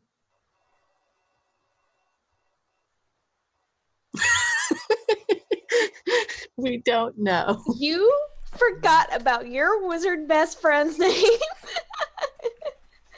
We're breaking up anyway. Andor, you're muted, by the way. His name was Keldek. What happened to Kodak? That was an experiment, an accident. And I did everything. An accident caused by you, No. Albus. I did everything that I could to try to save him. That's what you saw. This was a bit of a setup, Albus. I know you caused it. Oceanus told me everything.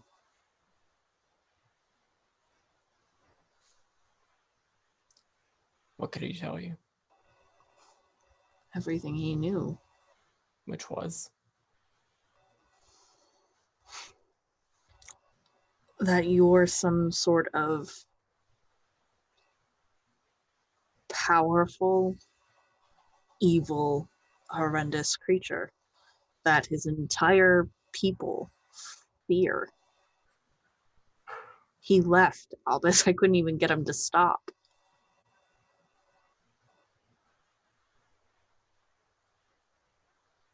I thought I was very upfront with you and everyone else about what I was. But not about what you've done. What have I done? You know, you got me there. I don't know for sure that you drove this man to insanity.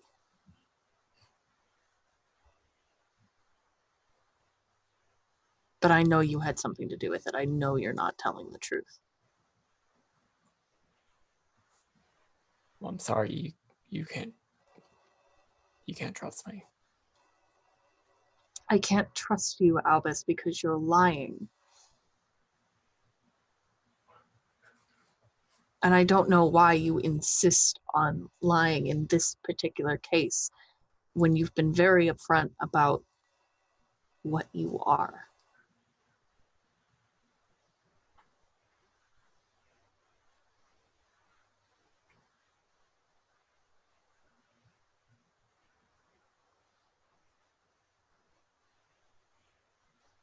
Am I going to be jumping from a cliff too? No.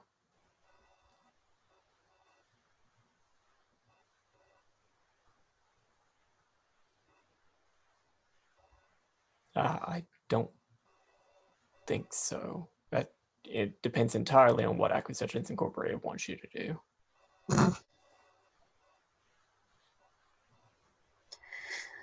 Well, no matter their intention, I won't be following every single one of their orders, but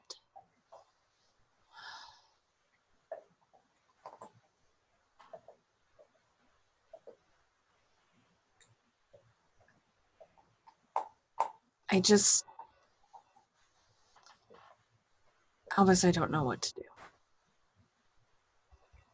I can't trust you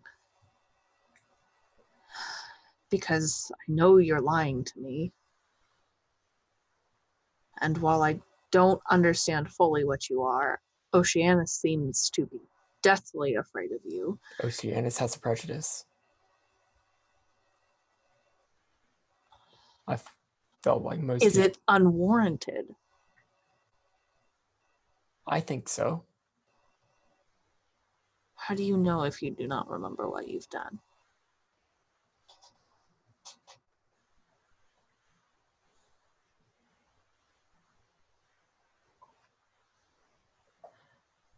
Where I came from, everyone there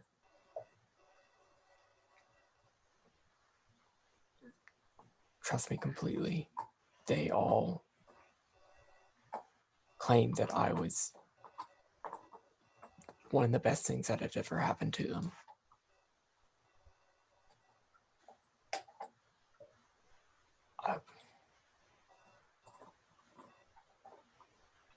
Why did you leave? And where are they now? They're still at Lethlong. I left because I remembered something here. And now I don't know what, but I know I'm meant to be here. Not here right now, but in Saltmarsh. Right.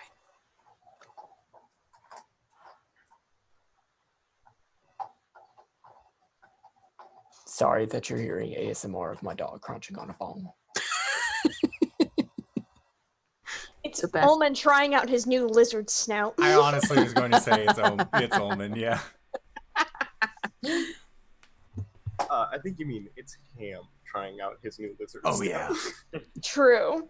Mm-hmm. So are you going to say the chapstick sheen wasn't you, or are we fessing up to that now? Yes, that was me. I Okay. tried to heal you. Well, you did, and I'm grateful for that.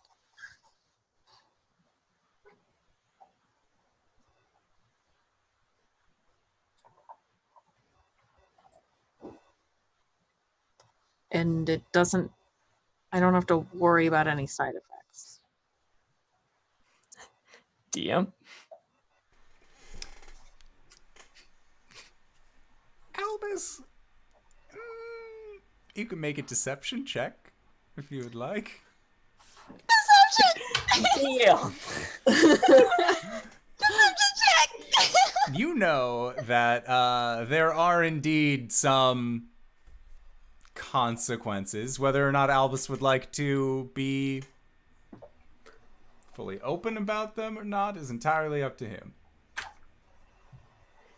Were I to be fully open about them, DM? What the fuck am I doing?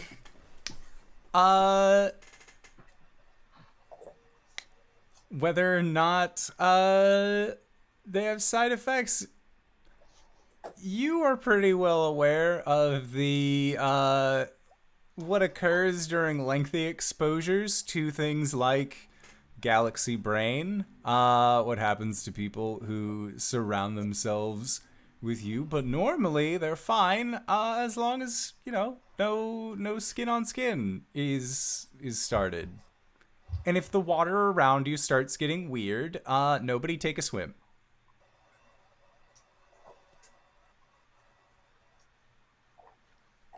There shouldn't be any side effects as long as you don't touch me. As long as I don't touch you. What happens if I touch you?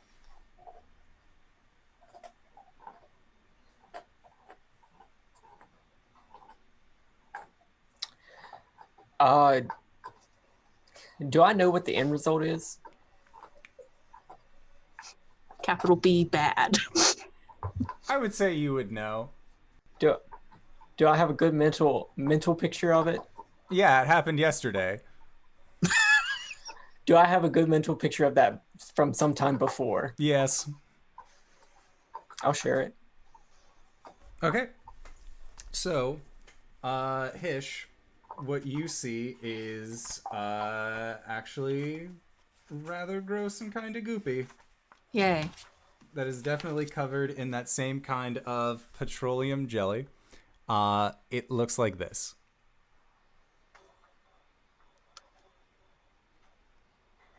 That is the image that Albus is currently projecting into your brain space. And its skin, again, looks like kind of petroleum jelly-y.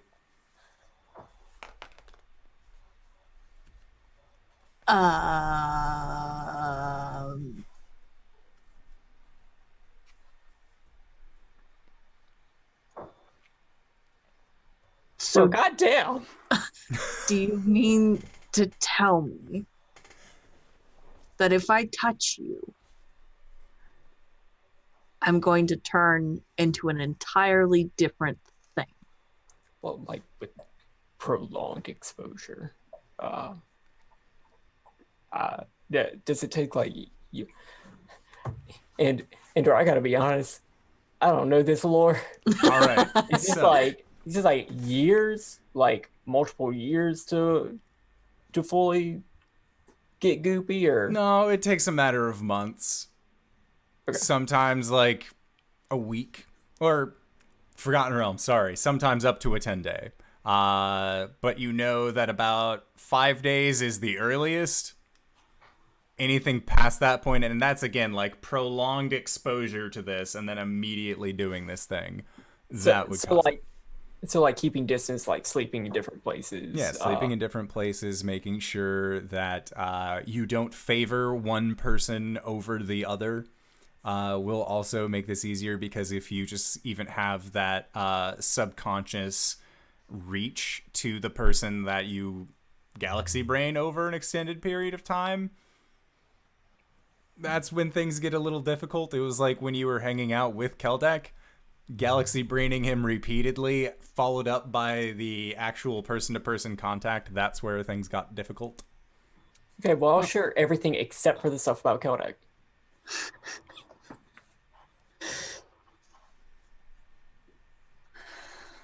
I see. So we may already be fucked. I don't think so. What about Ulman? Almond's fine. Until he touches you. Sorry, Alexa. You and me both, Alexa.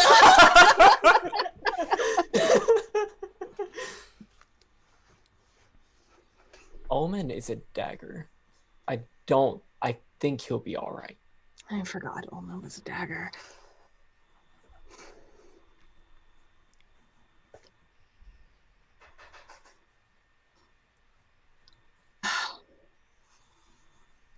And it's as the two of you are having this conversation, and you say like, "What about Ulman?"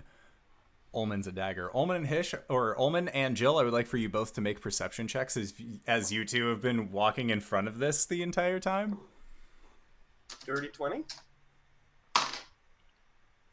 14. Okay, so Ulman, you hear Hish and Albus having this conversation behind you. They are being quieter about it. So Jill is actually more like focusing on like, no, the tail's not right yet. No, you need to have a little bit more frills, like being a perfectionist about your new form. Because, I mean, if you guys are going to be stealthing in, you really got to sell this. That is when the two of you actually spot that the trail that you've been following leads up to what looks to be the side of this mountain that you've all been traveling towards. And you see kind of tucked away in the brush that there is a large wooden door.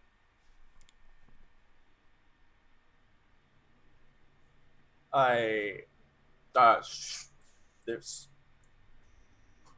a right, I have to do this voice. I don't like it. There's a door in the bush. Everyone, we should be more careful. Quiet time. Should I be up there to try to talk to somebody? Stage whisper. Yes. Okay. And what shall Hish and I do? How far back do you want us to hang? Just out of sight, probably. Are you going to try and open the door? I was thinking so. What if there's like a secret knock or something that we don't know?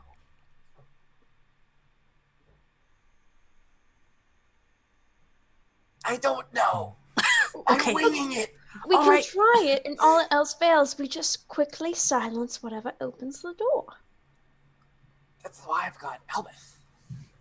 Jill, perhaps you and I could be on either side of the door, out of sight, ready to silence something. That can be arranged. Great. Everybody in position then. Okay.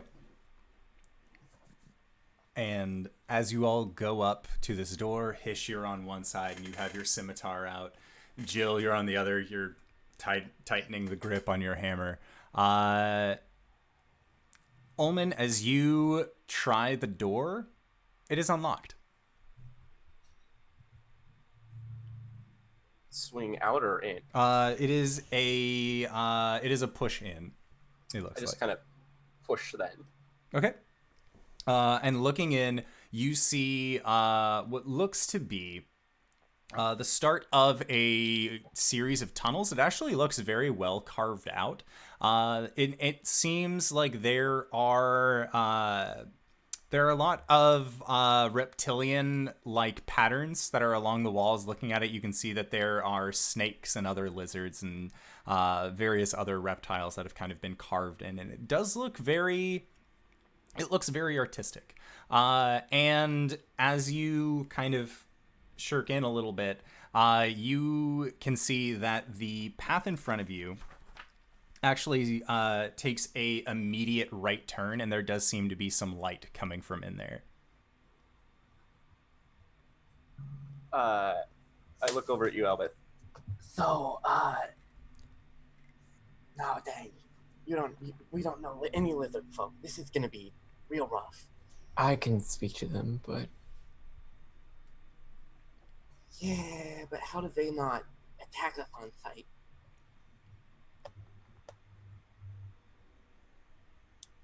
you can speak a little bit of common. Some of the guys on the boat, they knew common.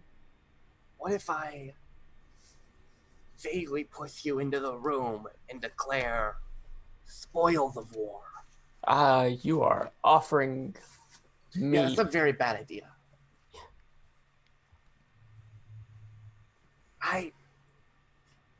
I feel like this lizard plan is really bad if we're going to try to talk to them.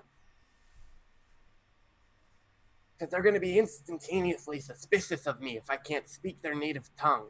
How about I go in? You're my guide? Sir. But, well, let's just hope there's other lizard folk tribes somewhere. All right. So we're gonna go in Ulman first, and Albus after him, but then Albus like taking the lead, quote unquote. Okay. So as you make that right turn, as you enter into this room, it is completely bare except for two wooden benches and set opposite each other against the longer walls. And a handful of lizard folk actually stand at attention, ready to move into action. And upon seeing the lot of you, they quickly grab the spears and the shields that they have. And they begin to kind of hiss towards you. And it's a hissing sound that is interrupted by clacking, and they seem to be trying to speak to you, Ulman. just as they motion with their spear at you and then their spear at Albus. And one of them is kind of taking the point on this.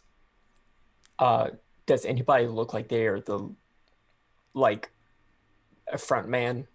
There is one that seems to be just slightly bigger. You don't see any that you directly identify as guard captains or anything like that. But this one does look like he is at least trying to take charge in this moment. Okay, well, I'll mind link with him. Sorry, my friend actually doesn't speak Lizardfolk. He's my guide. We've come as emissaries from another land. We've heard some troubling news and want to ensure that it is. We wanted to get more information. And this one squints its eyes towards you, because he hasn't moved his mouth. He just squints and he barks back to the others. And then you see one of them nod and then runs off. Kind of going, because in this room, it extends down at the end into what looks to be another larger room, and that one is just running off into there, leaving the four of you. And it just continues to point at you, and eventually the four of these lizard folk actually circle the two of you, and then one is going to kind of begin to gently push you a little bit, and they seem to kind of be taking you deeper into their tunnel system. We are heading into a tunnel. That's great. We're being led into a tunnel, I loudly say, in a way that Jill and Hish would be able to hear. Okay. Sounds good. So the two of you are then brought into a much larger room. And inside of this room, you see that there are three more lizard folk, including the one that had ran in. And eventually, this being their barracks, you guys have actually now have about 10 of these lizard folk that are currently just surrounding you. And one of them ends up approaching the two of you and says, "Speak, common! Are you summoned?" And points at you, Albus. No, not quite. What are you doing here? We want to know why there are rumors, why people are saying that you are preparing for war. Reinforcement? Are you asking if I have reinforcement or if I am the reinforcement? He just nods yes. His understanding of common is very loose. You speak well, Shaman. I am not alone. He points to Ulman. Ulman, this is Ulman. He is my guide. Not lizard name. Muted.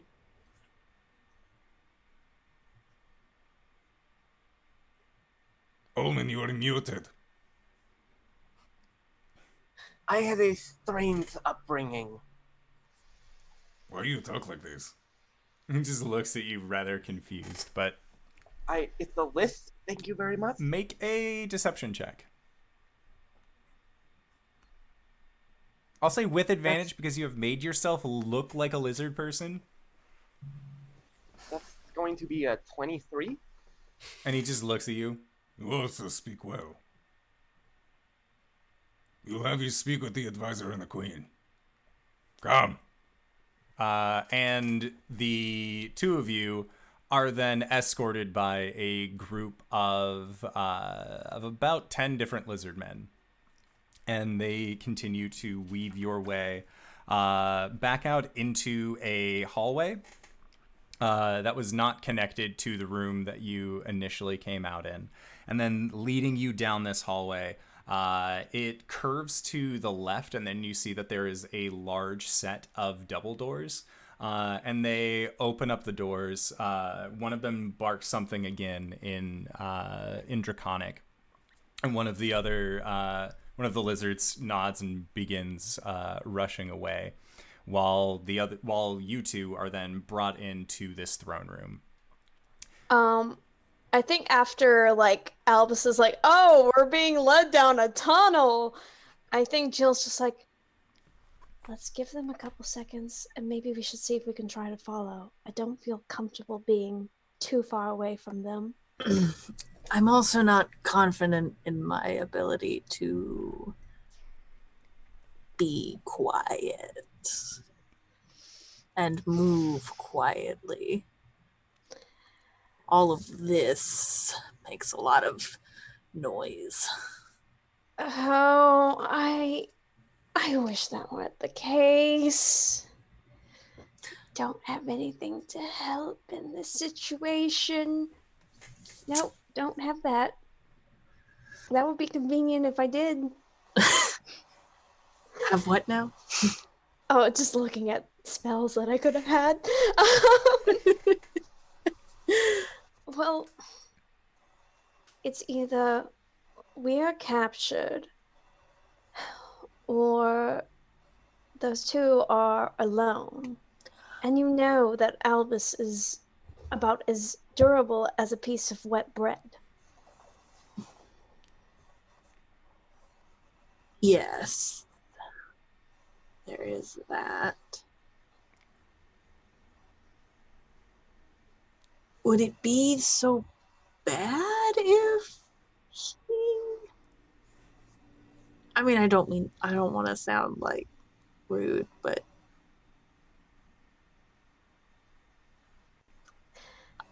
that look you're giving me tells me nothing. Albus is trying. I don't think he understands a lot of things, but he's trying.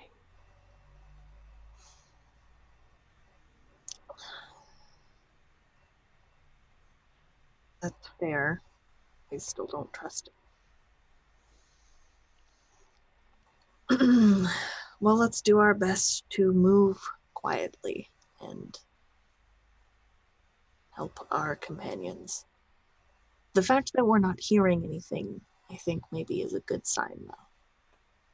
I think if Ulman is upset, we probably would be able to hear it. Let's see if we can at least get just a tad bit closer. As you wish. Okay. Great. So you guys step in, and you immediately see that there is the hallway that extends out in front of you, and after about 15 feet, it extends into the room on the right that you had watched Albus and Ulman head into. Okay. Gonna just quietly shuffle down the tunnel. DM, can I help Hish still? Is that allowed? You would have to forego your own stealth roll in order to do that, because you have to use your help as an action. Yeah, that's true. Well, do or die, baby.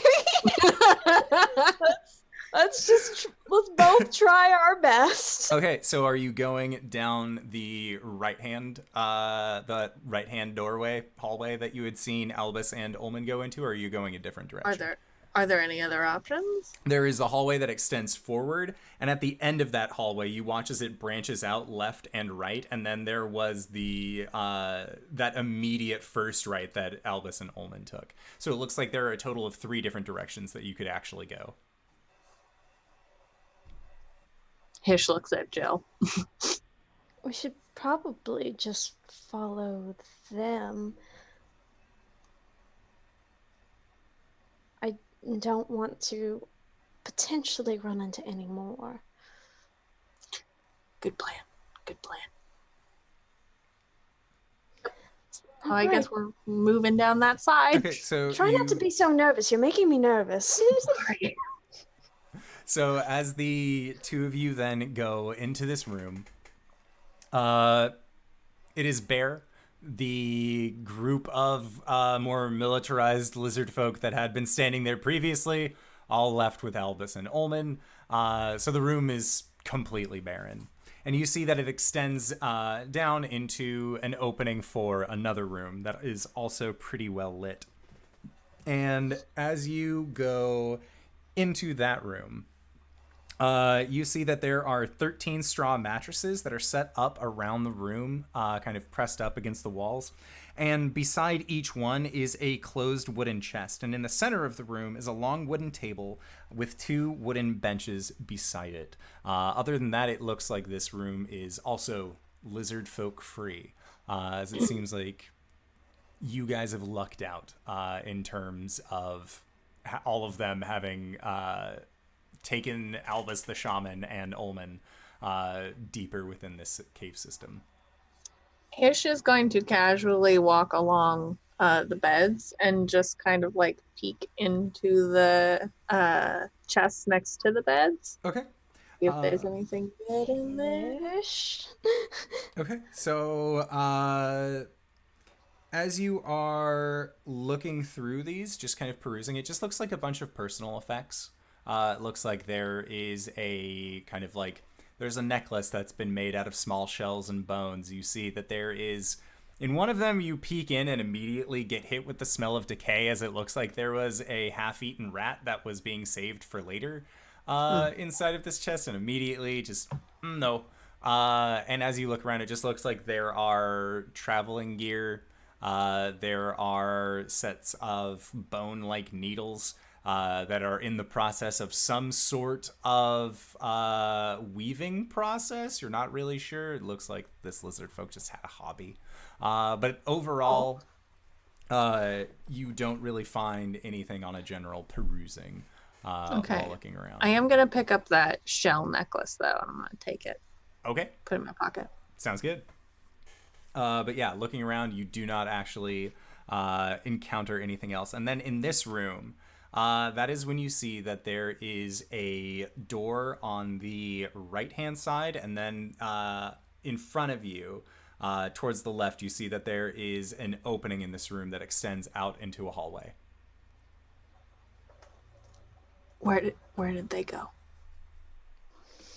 I'm just going to like try and listen down hallways to see if I hear any sort of chatter or anything that might be indicative of where my friends went. Okay, sounds good. Make a perception check. Listen with my half-elven ears. 15. Okay. So a 15, listening down, because one of these, there.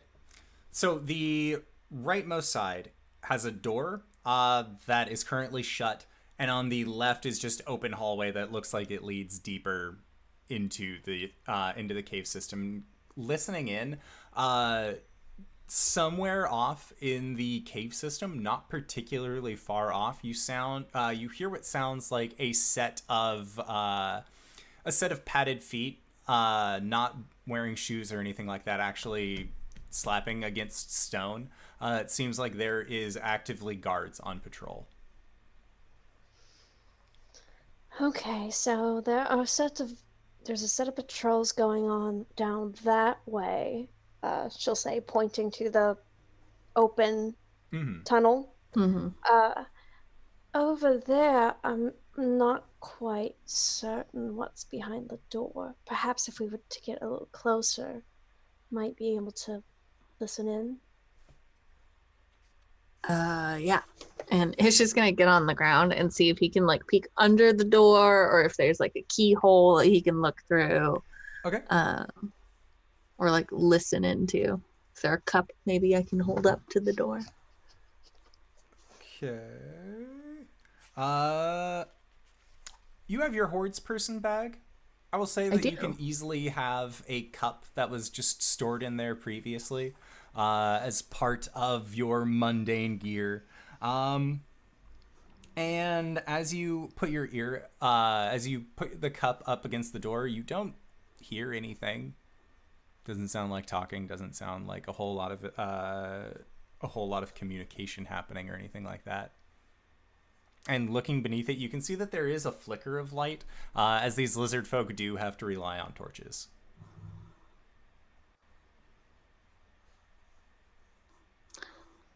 Hish grabs the doorknob and then looks at, or whatever it is there, and looks at Jill, and then looks back at it, and then looks at Jill, and then pushes it slowly open.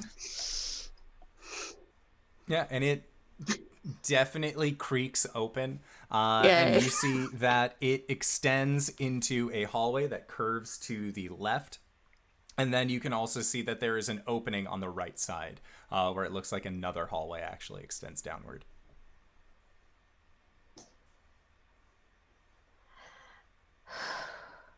Okay, just a little more warning next time before you open doors. I thought I gave you plenty of warning. No, you didn't consult me in this rash decision. Okay. Let's see. Yeah, I'm gonna go again where the hallways kind of diverge and see if I can suss out any Albus or Ulman sounds. Okay, make a perception check. 13. Okay. So with a 13, you also do not hear any Albus or Ulman sounds either direction. You do hear that it sounds like like the patrol that you heard farther off was actually coming towards your guys' direction, but they seem to be, as you just sort of sit there for a little bit, they seem to move past where you guys were farther down the hallway.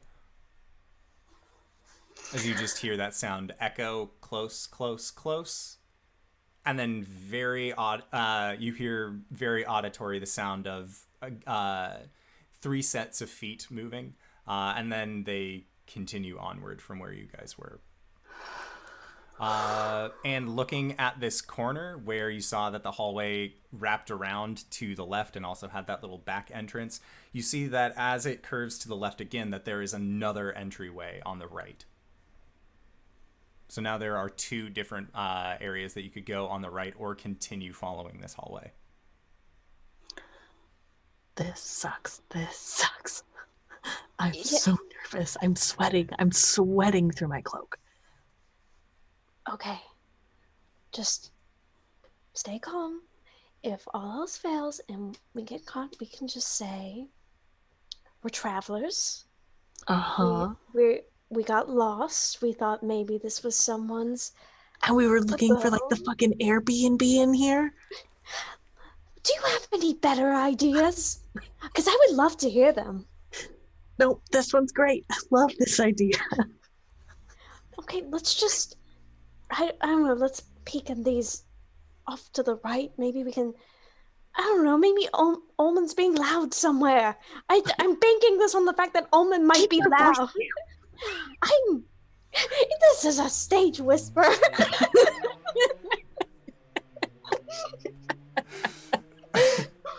All right.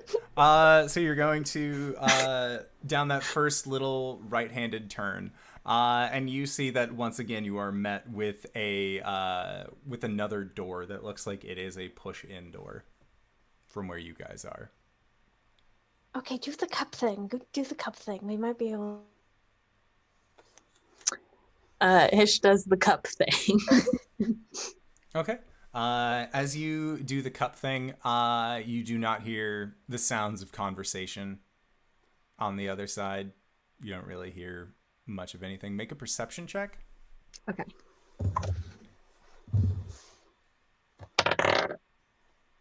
It's a 14 plus 4, 18. You hear what sounds like bones being scraped together. On the other side of this door. What do you hear? It's very rhythmic. seems very steady. Nothing good. Okay, not that door then. Yeah, it sounds like some kind of scraping. Rhythmic scraping. Oh, I don't like rhythmic scraping. Let's try another door. And as you guys are saying, I don't like rhythmic scraping, let's try the other door, the scraping stops. And you hear what sounds like a chair being scooted across stone. Uh-oh. Is there any... Hide, let's go, hide. Hide where? Down somewhere else. Let's go, let's try another corridor. Okay. So as you guys go back, are you continuing down the unknown, or are you doubling back into the barrack? As there is down the hallway that curves left, there is another opening on the right that you guys have not gone to yet, and then it just extends further where you cannot see. Let's try What the is- other opening. Yeah. Okay. So as you rush down that one, you see once again another door, and you hear the sound of a door opening behind you. Have we gone around the corner, or is this like a straight hallway? It is at the cusp of the corner, of the left-handed turn, and you see that the hallway continues onward into what looks like a actual T in the road, a 4-way intersection, and then there is the immediate door on your right.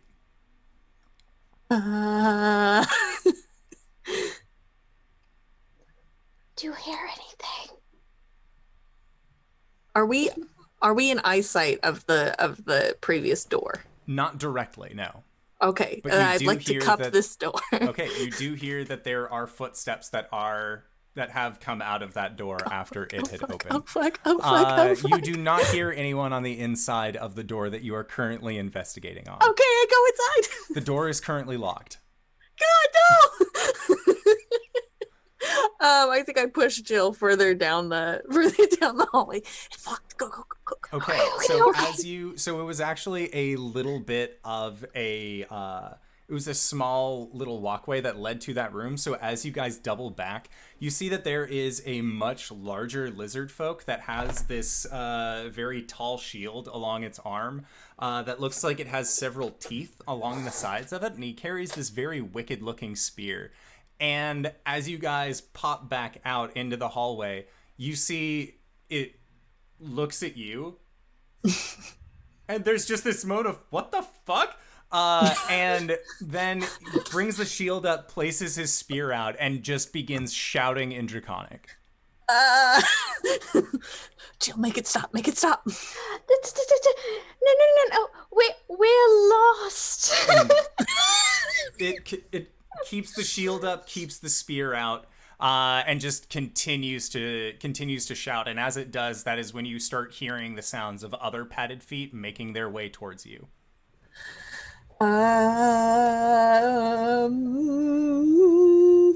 Until eventually, as you guys just stand there, hands up, we got lost! We were looking for the Airbnb!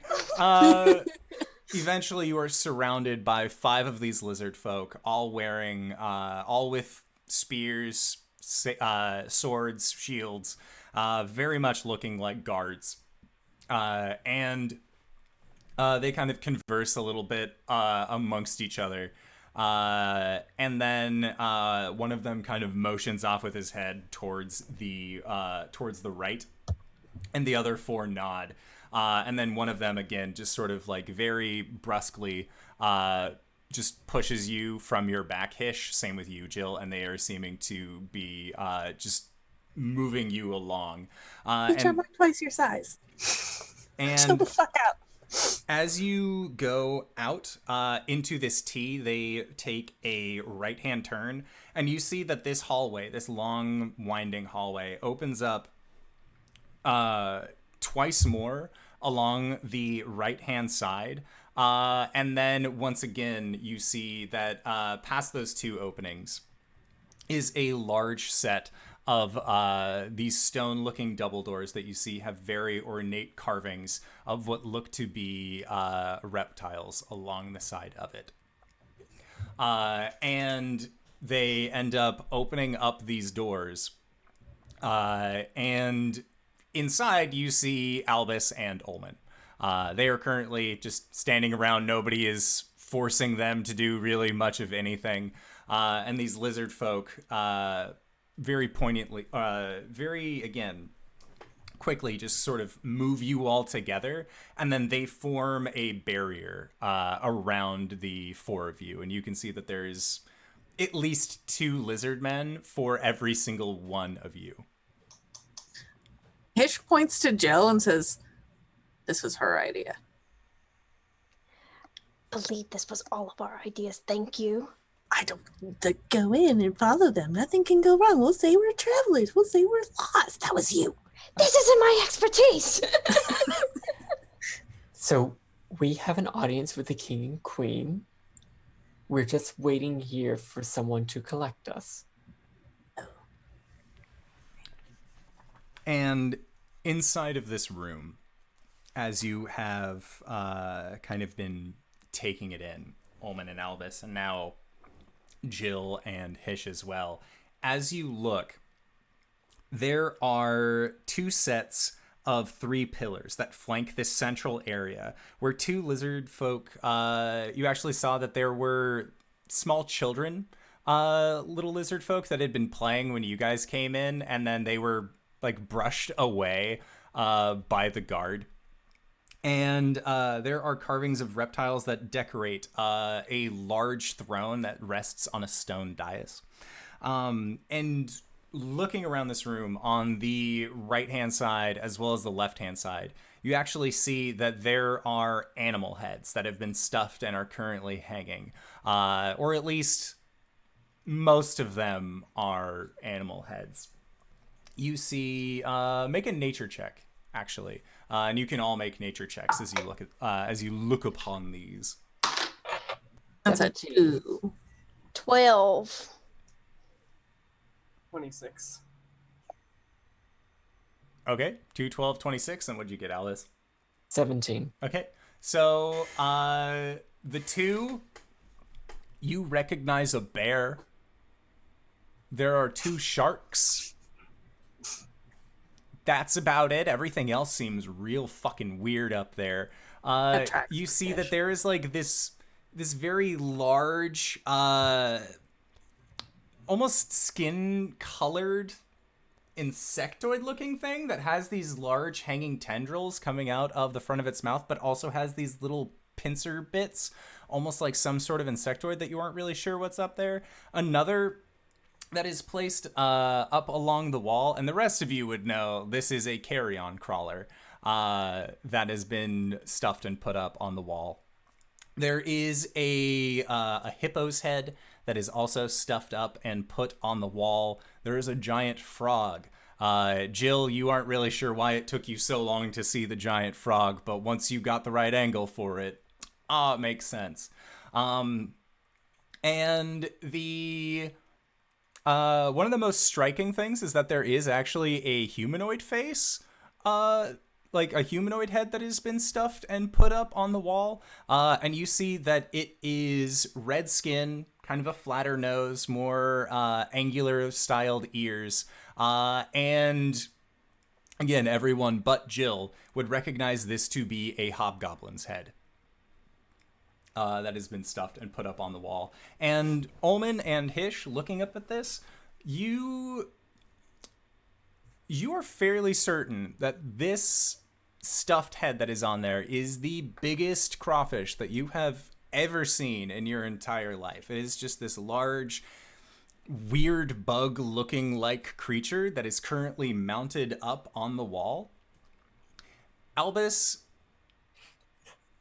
you know what this creature is, and you have not seen one in a very, very long time.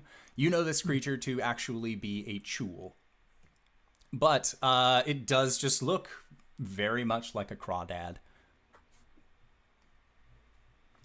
And Ulman, looking at it, you rolled high enough in your check as well that you feel like this is... there are these weird like tendril bits coming off, just like very subtly underneath the what would normally be the kind of pincery mouth that a crawdad has. And you've heard of things like this, but you've never seen one yourself. You would also know that this is called a chul.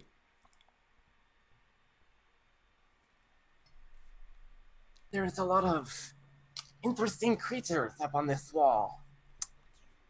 Did you Yes. hunt all these, or your king, perhaps? And the Lizardfolk guards just look at you and they speak in Draconic. And they just seem really confused. They motion towards you. I point at the trophy, and I point at their weapons, and then I, like, make a crown symbol, and then I, like, gesture at all of them and, like, shrug. My guide wants to know if these creatures mounted over here, are they trophies of yours or anyone in particular in the tribe? And this creature then tries to speak back to you in Draconic. Sorry, I actually don't understand your language. Can you think really hard? Like, can you speak without talking back to me? And it looks at you and tilts its head a little bit. And you see it close its eyes. And I'll use a bonus action to allow it to respond. And you hear in your head, think hard, think hard, think Yes, exactly like that. hard. Am I doing it? Yes. And you see his eyes open up, and like when you see a happy lizard, his mouth just opens up, just.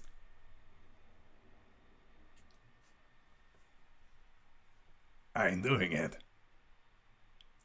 What did you want to know? So my friend wanted to know if who was the hunter that took down these creatures? These were gifts for the queen. Gifts. Do you know gifts from whom? If from us. We hunt with the queen hunts. We show appreciation. So they were all hunters from your tribe. He nods. In particular, I want to point at the chul. Where did you find this one in particular? We brought from old stronghold. From an old stronghold. Where? And you see, like, you start getting the think hard, think hard, think hard, think hard. And he is currently trying his best to think hard about where the old stronghold was. He does not seem like the brightest chap. And that is when you actually hear the sound of stone doors opening once again, this time coming from farther back towards the throne.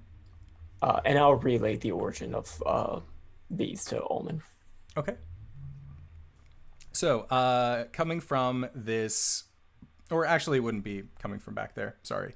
It is the large double doors, but you see standing in the doorway, dressed in almost regal clothes. Like if it didn't have such a tribalistic feel about it, in that very, we made all of these clothes ourselves kind of way, it would still... You believe that it would still fetch at least a fair price at the market point. It just looks like it is, like she is dressed very regally.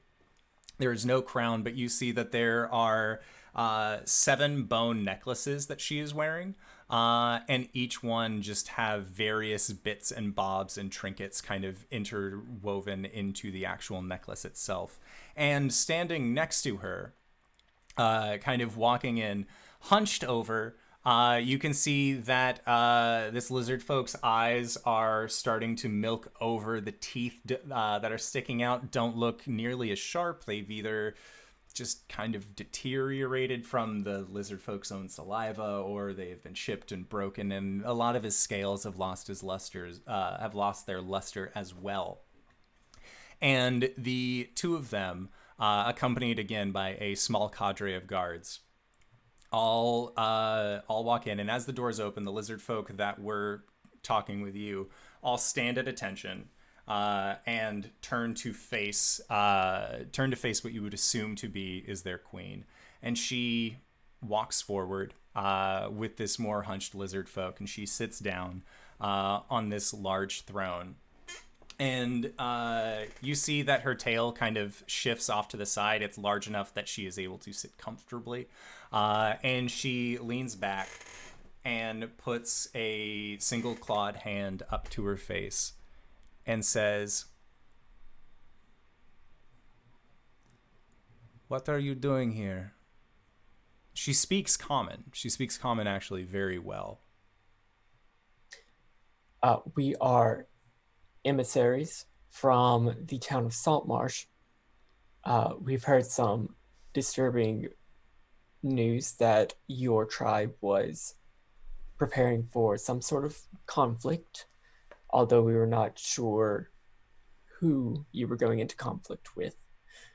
And we wanted to learn more about what you were doing here. And as you say that, this older lizard folk you hear has a rather raspy chuckle, and he says something in Draconic to this figure, and she nods. She says, "My advisor did not send any strategic meeting documents to Saltmarsh. You say that you were hired by the town?"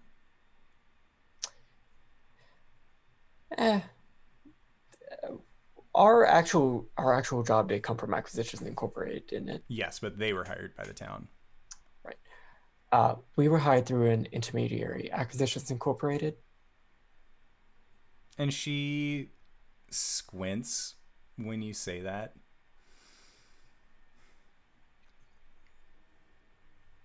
You say you work for Acquisitions Incorporated. What reason do they have to be interested in this? Well, because the town hired them, and it seemed like an easy job. So you are based out of Saltmarsh. Less than a month ago, many of the weapons that we had that were going by Saltmarsh went missing. Do you know anything about this? The is she saying that like weapons that they had already had were disappearing? No, weapons that they had purchased had gone missing before they arrived. I would like to mind link to Hish. What is our position on this? We had nothing to do with that.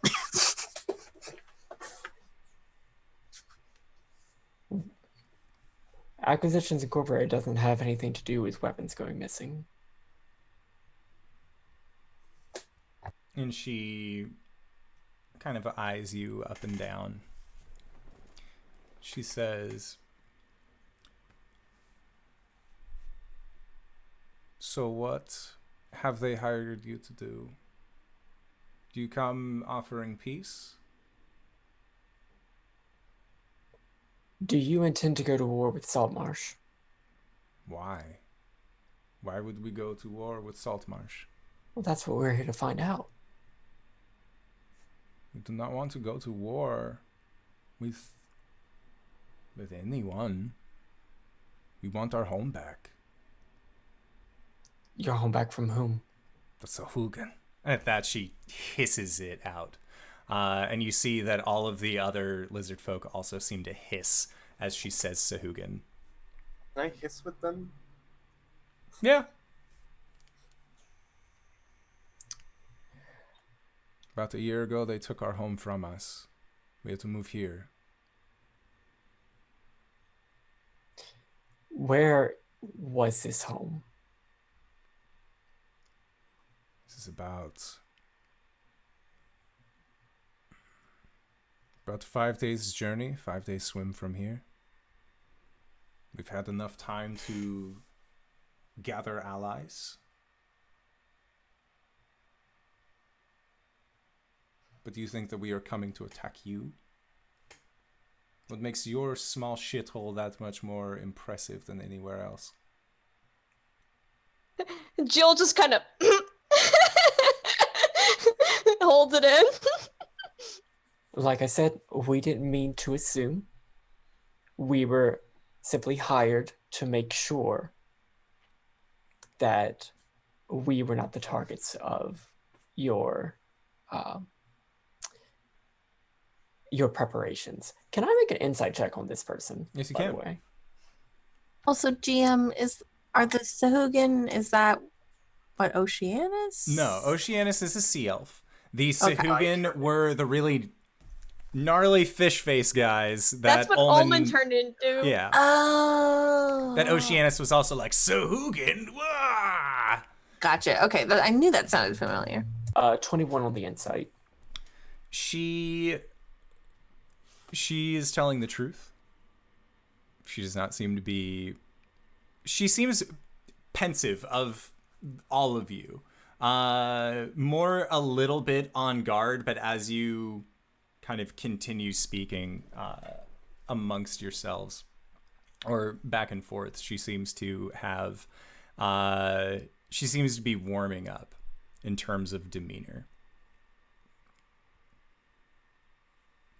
You say that you were hired by Acquisitions Incorporated. That's correct. I have one very pertinent question for you. And that would be? Do you know Jim Dark Magic? And as she says that, the rest of the lizard folk in the room just, Dark Magic, Dark Magic, Dark Magic. They all just seem to say his name, almost whispering it like some sort of foreign beast. Can I make an insight check on their chanting? Yes, you can. Like, is this revered chanting or just like, oh, we hate that guy chanting? Is this good? Well, or it's not bad? VR, so we can assume it's 16? Okay, if anybody else would like to make an insight check against their chanting of Dark Magic, Dark Magic, Dark Magic. Sure.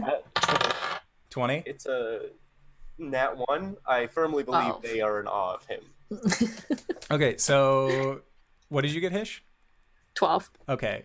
So Hish, this is weird. This is some like borderline culty thing. Jill and Albus, they are saying this out of reverence. And I'm just gonna go for it. look at Albus and just go, We are affiliated with Jim Dark Magic and his organization. And at that, you see a smile play across the queen's face, and she says, "Excellent. Excellent." And that is where we are going to call it for tonight's session. So, I would like to say thank you to everybody who decided to stop by and join us on our wonderful foray into the danger at Dunwater, as this is our, I think it's 8th Ghosts of Saltmarsh that we've been doing. Either 7th or 8th. It's been a good time so far. So, I would like to say again, thank you to these wonderful players. Dingo, where can we find you? What do you do? Oh gosh. You can find me on Twitter at WheresMyDingus. That's where you can find all of the games that I'm playing in on the internet. Mondays and Tuesdays, I am on Katie Face's channel. That's twitch.tv/KatieFace, playing Monster of the Week and Masks, respectively. And Wednesdays, I'm also on Katie's channel. I think next Wednesday and the Wednesday after that, I'm playing in her Summer of Spooks sort of event, which is a bunch of different not campaigns, but like one-shots sort of set in the same setting. It's very cool. It's very fun. Bunch of different games. Lots of new stuff. And then Thursdays I am here, and Fridays I am on twitch.tv/off_the-table, playing Urban Shadows, Sanguahona, The Claiming, Yeehaw Cowboy Times. I've talked about it a bunch. But yeah, that's everywhere you can find me. All right, excellent. Anne Reeves, where can we find you? What do you do? You can't actually. I don't exist except in the 3-hour slot that this show is. That's the only time I exist. But when I'm not existing, you can find me on my Twitch channel, Reeves_bot, on Wednesdays, playing through my entire Steam library an hour at a time, 3 games a week, all chosen by my rotating co-host. And on Sundays, you can find me 10 a.m. to 1 p.m. PST playing some Divinity 2 with my friends. Excellent. And Cyber, where can we find you? What do you do? Hi, I'm Cyber. You can find me at twitch.tv/Cyberwolf201, where I play video games really badly. Right now we're going through Watch Dogs, and I'm having a real hard time of it. Archives of that go to a YouTube channel with a horrible, horrible URL, so consider subscribing so I can change it. All the archives go up there, but you can also find a podcast that KyleWithAnN and I do called Let's Talk About It, where we get drunk, do parkour, and talk about the RPG stuff that we've done, like this. For other info, follow me on Twitter at Cyberwolf201, where mostly I shitpost, but I mean, sometimes talk about whenever I do stuff. For role-playing stuff, you can find me here on Thursdays. You found us. Good job.